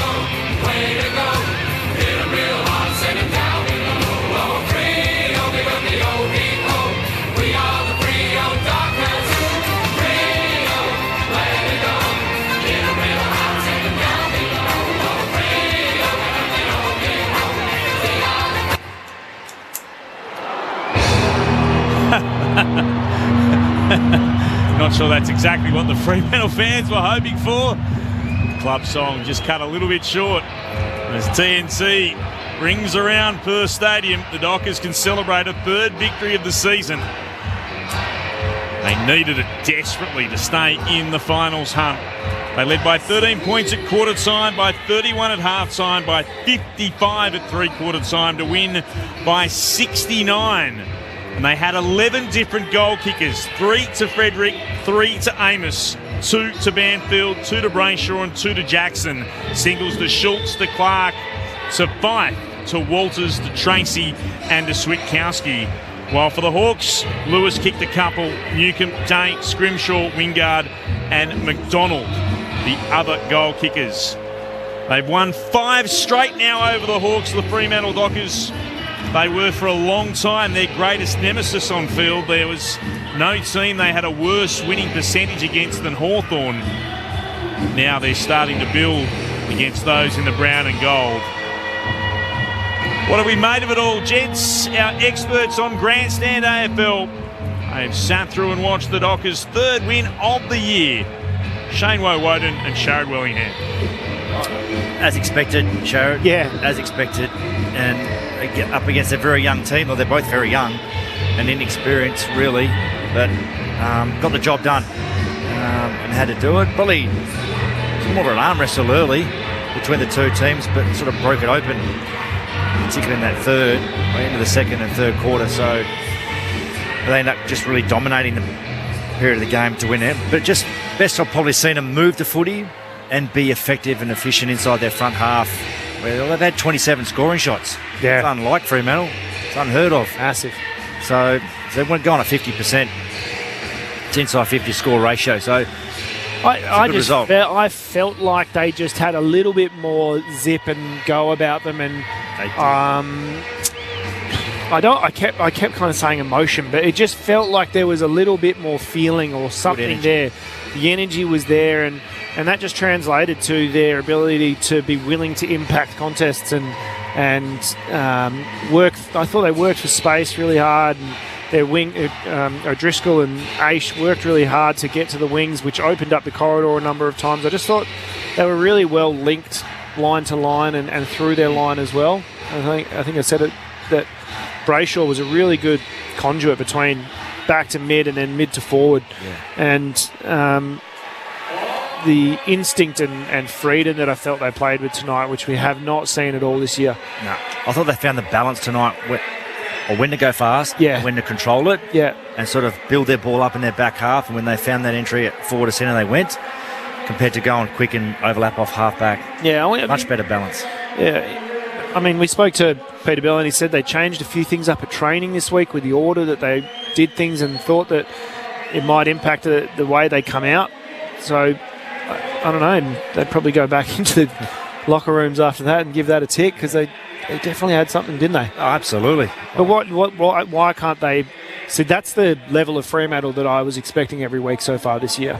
Well, hopefully it's a stepping stone for what they now produce from round 9 onwards next week. A big test, obviously, against a very good team, but it was just good, even team contribution really from everyone. And in regards to Hawthorn, I don't think that they played badly in terms of their effort or their skill. I thought that it was purely just they got outgunned. That's right. And there's a lot to like. They've made a decision that they're going all the way back. Yeah, their youth looks really exciting. Yeah, really exciting. Like their mids. I'm not sure he's how old a beast, Nash is. Connor Nash, isn't he? He's a beast. He's had a good year. But you got Day, Warple, Newcomb, and then in that kind of forward mid connection, Ward and Morris, is it? Yeah, Ward's inside, outside, but they've just got young mids, and they'll build a connection and chemistry and cohesion for the next 6 to 10 years in this group. So they've probably just got to find their tools, particularly front half. One to definitely assist Lewis. I found early in their front half they just didn't have enough contribution from people there, maybe because it's just not there. It's not there. It's not there. So they've got to find. But that's why other avenues.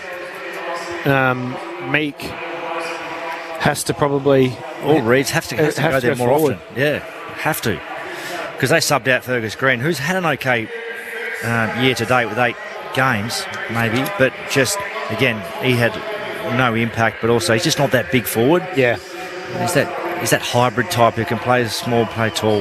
Because I think they've got the half forward kind of role going really well with Morrison, And McDonald, Brockman. That kind of role, they've got a really good mix of players who can run and carry. And the most important kick in footy is that kick going inside 50. And we saw it a number of times with Hawthorn where they pulled it off really nicely, had a bit of patience. But not having something to go to is pretty massive. Big. And they're probably in similar boat. I'm not sure who's on the injury list, if anything, but probably a similar boat to Fremantle with a lack of tools and combative tools in that area. From Tracy perspective, I don't know about subbing him out. I thought that he was doing a good job. Like, they knew they were going to win. I would have loved for Freo to just give Schultz a rest after the belting he took tonight. Big game next week with a 7-day break up against Sydney, going over to Sydney. So wrap him up in cotton wool, and I would have. And he's going to be playing a similar role that Nat came on and did as that forward. Exactly. So I think they've really got to nurture those two in that forward line, Amos and Tracy. He just did a lot right. He didn't get a lot out of it, and I don't think he's ever going to for a little while, but he competes. He just throws everything at it. Am I saying that? Is it Tracy or Tracy? Tracy. It's Tracy. Big kahuna. The big kahuna. Nice touch downstairs from the Fremantle Dockers. They've got the young Starlight Foundation. I guess it's their fan would be the best way to describe it, who's done a lot of work this week and has become very popular with what work like an ambassador role? Yeah, that's the right term. Rowan Lord is his name, the ambassador role for the Starlight Children's Foundation, and they've just announced on the screen that this game, and again a great example of how football can do terrific things for the community, has raised $295,982 for the Starlight Foundation, and they've let Rowan Lord, the Starlight Star, make his way through a tunnel set up by the Fremantle Football Club players. They do a good job with that, don't they? They do, Club. And they'll make their way down into the rooms, not going through the usual tunnel into their rooms, down through where the corporates stand. There'll be a few high fives, no doubt, with Fremantle getting a really important victory. One that, and I'm not overstating or underselling this, does keep their season alive, their third victory of the year. 3-5 gives them a good percentage boost too. Or going into this game, their percentage was 84.2. It is now leapt up to 92.8. And they climb up, for the moment at least, to 12th on the ladder from 14th. The Hawks, for what it's worth, with that loss, drop back down to the bottom of the ladder. They'll go beneath the West Coast Eagles. Let's go downstairs. Jen Wallace is in the Dockers' rooms. They're huddled up ready for the song now.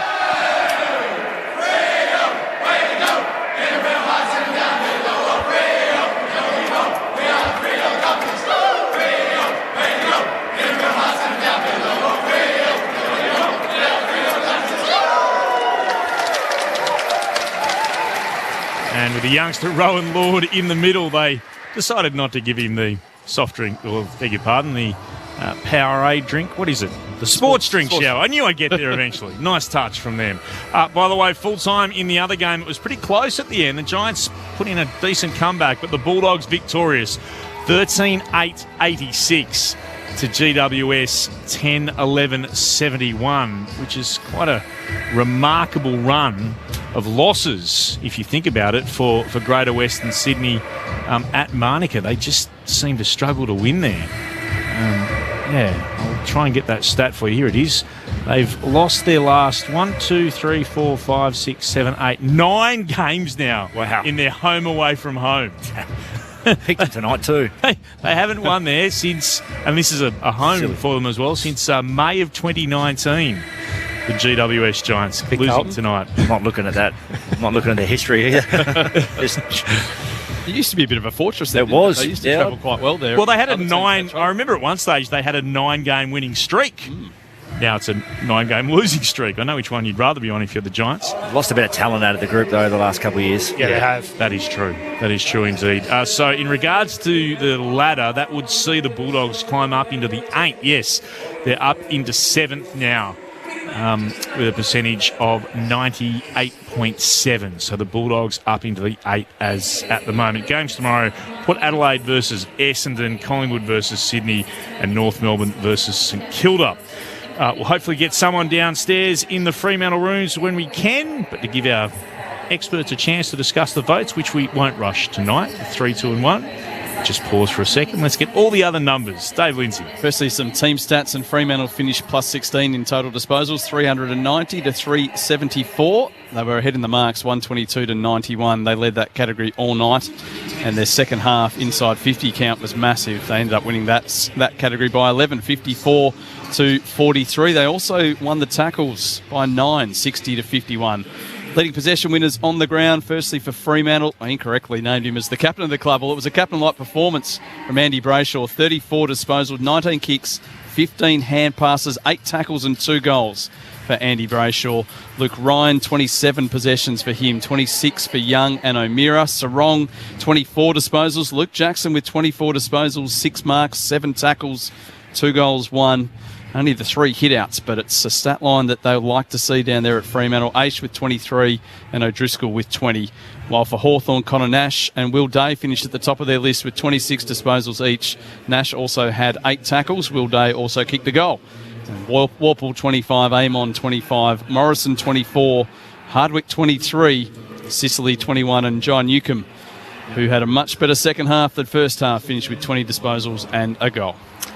How much do you think Nat Fyfe is enjoying running up and down in the middle of First Stadium at the moment after being the sub? The runner came across to him just after the celebrations. It started to break up and he had a couple of cones in his hand. They didn't even let him go downstairs to sing the song. No, they took him away, so he's missed the song. And out you go for a few run-throughs, Nat. There's absolutely no joy in that whatsoever. Tendai Mzungu alongside him. Very fortunate we didn't have this in our day. I was just thinking, how would either of you just reacted to that? Like, you don't even get to go down there and be part of it before you get dragged out again. Oh, well, I suppose we'll just have to get through it. He'd just be happy he's playing again, I think. Oh, no, I agree with that. Yeah, you're right. But 2-time Brown Ellis out here. Go get your minutes in, Nat. Yeah. The only thing that was missing, wasn't it, from his quarter and a bit, was the set shot on goal, which was back to old-style set shot on goal from Nat Fyfe. Apart from that, he ticked every box he needed to. Got it early. Yeah. It's the one challenge as a forward. But I think that is a big part of it. His foot is limp at the time of impact. Like, he needs to have a little bit of oomph behind it. And I don't know if that's for a confidence thing for him at the moment, but he needs to imagine himself getting it there faster. Could he take the option that we've seen a number of other forwards do? Don't go with the set shot, the straight drop kick. Snap around the body. Snap around the corner. Yeah. Try that. Try it. What's the set snap? The set snap. The Harry Mackay. It's worked. Going right back to the days of the great Stevie J. If you don't think that your set shot is going to work, well, snap it around the body. He had no problem hitting the target with no time from a snap. One thing that is happening that doesn't normally happen is there's about 100 spectators that have stayed to watch the new substitute do his warm down, run through the extra miles in the legs. There's a full row of seats being used behind the goals at the city end with everyone watching a bit of Nat Fyfe in action. They could dead set sell tickets to see Nat Fyfe warm down, I think. And I reckon who was most upset that he didn't play through the waffle? Everyone involved with the Peel Thunder Footy Club. Yeah, get through the gate. Tendai is always the one that happens to be the one working out there with him all the time.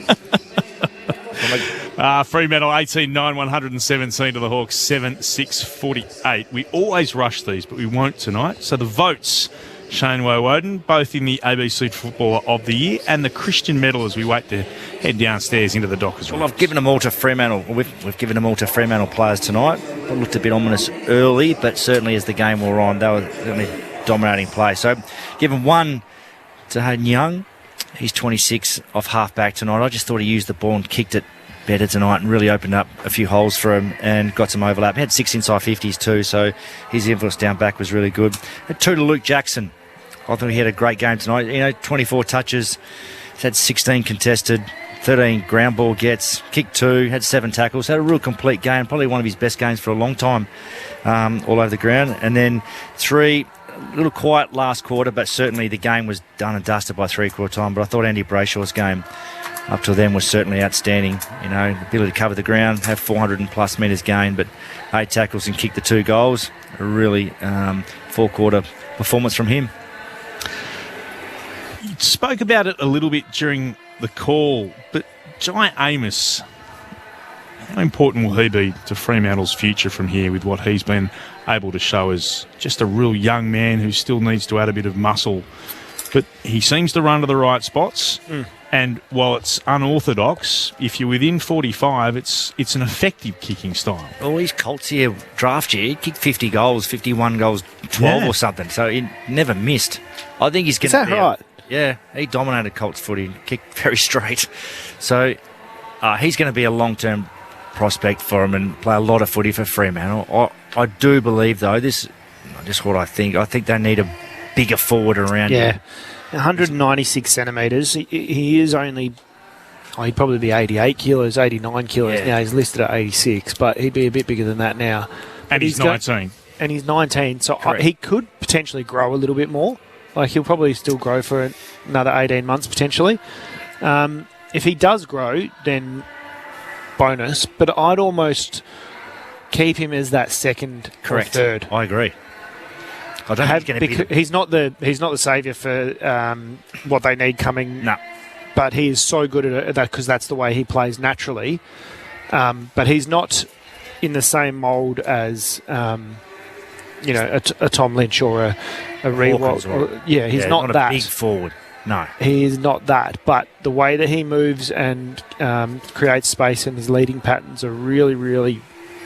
So who is that? Because if it's not Jackson, do they have to then look again? Because Jackson's 199 centimetres, so has that sort of height you're looking for. But we call him the big kahuna, but Tracy's 195, so he's not the answer in terms of that sort of beast of a player either. No, he's a mid-range rookie pick. Yeah. So they'll take forever.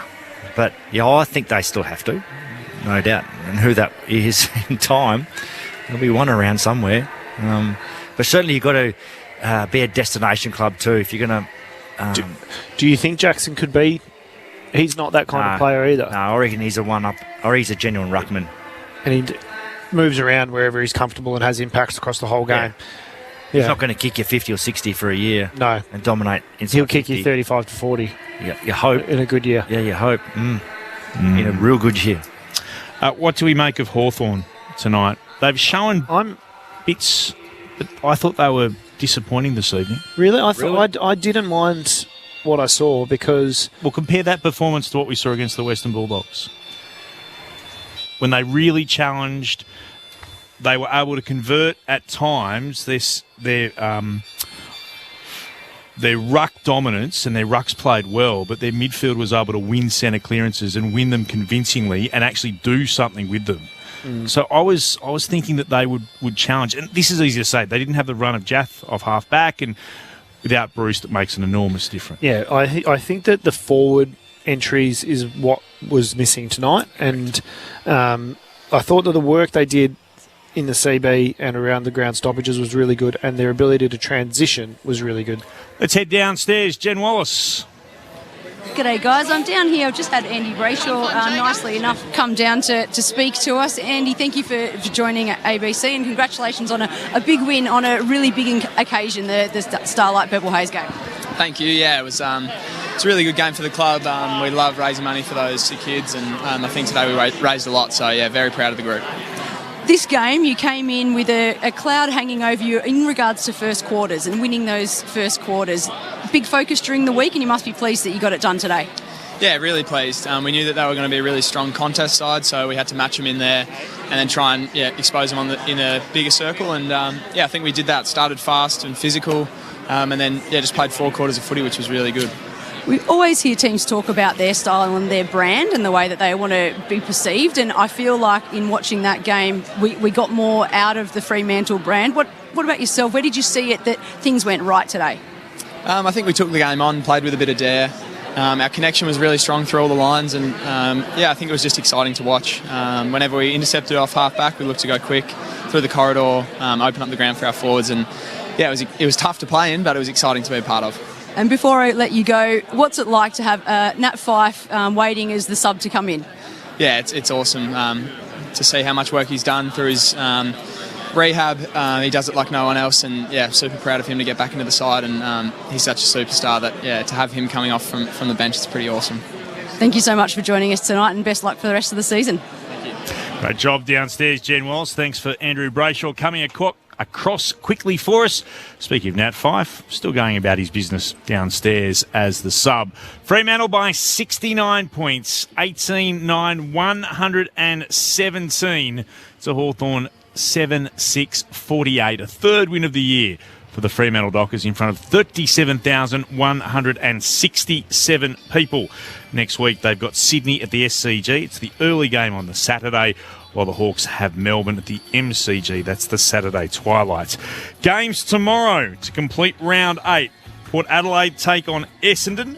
Collingwood have got Sydney, and North Melbourne versus St Kilda. Thanks to Dave Lindsay upstairs in commentary. Jen, as I said, downstairs. Good debut on the boundary for her. As always, outstanding work from Sharad Wellingham and from Shane Woden to Martin Roth, our tech, and to Akash Fodder back in the studio. Thanks to everyone for their work on Grandstand AFL.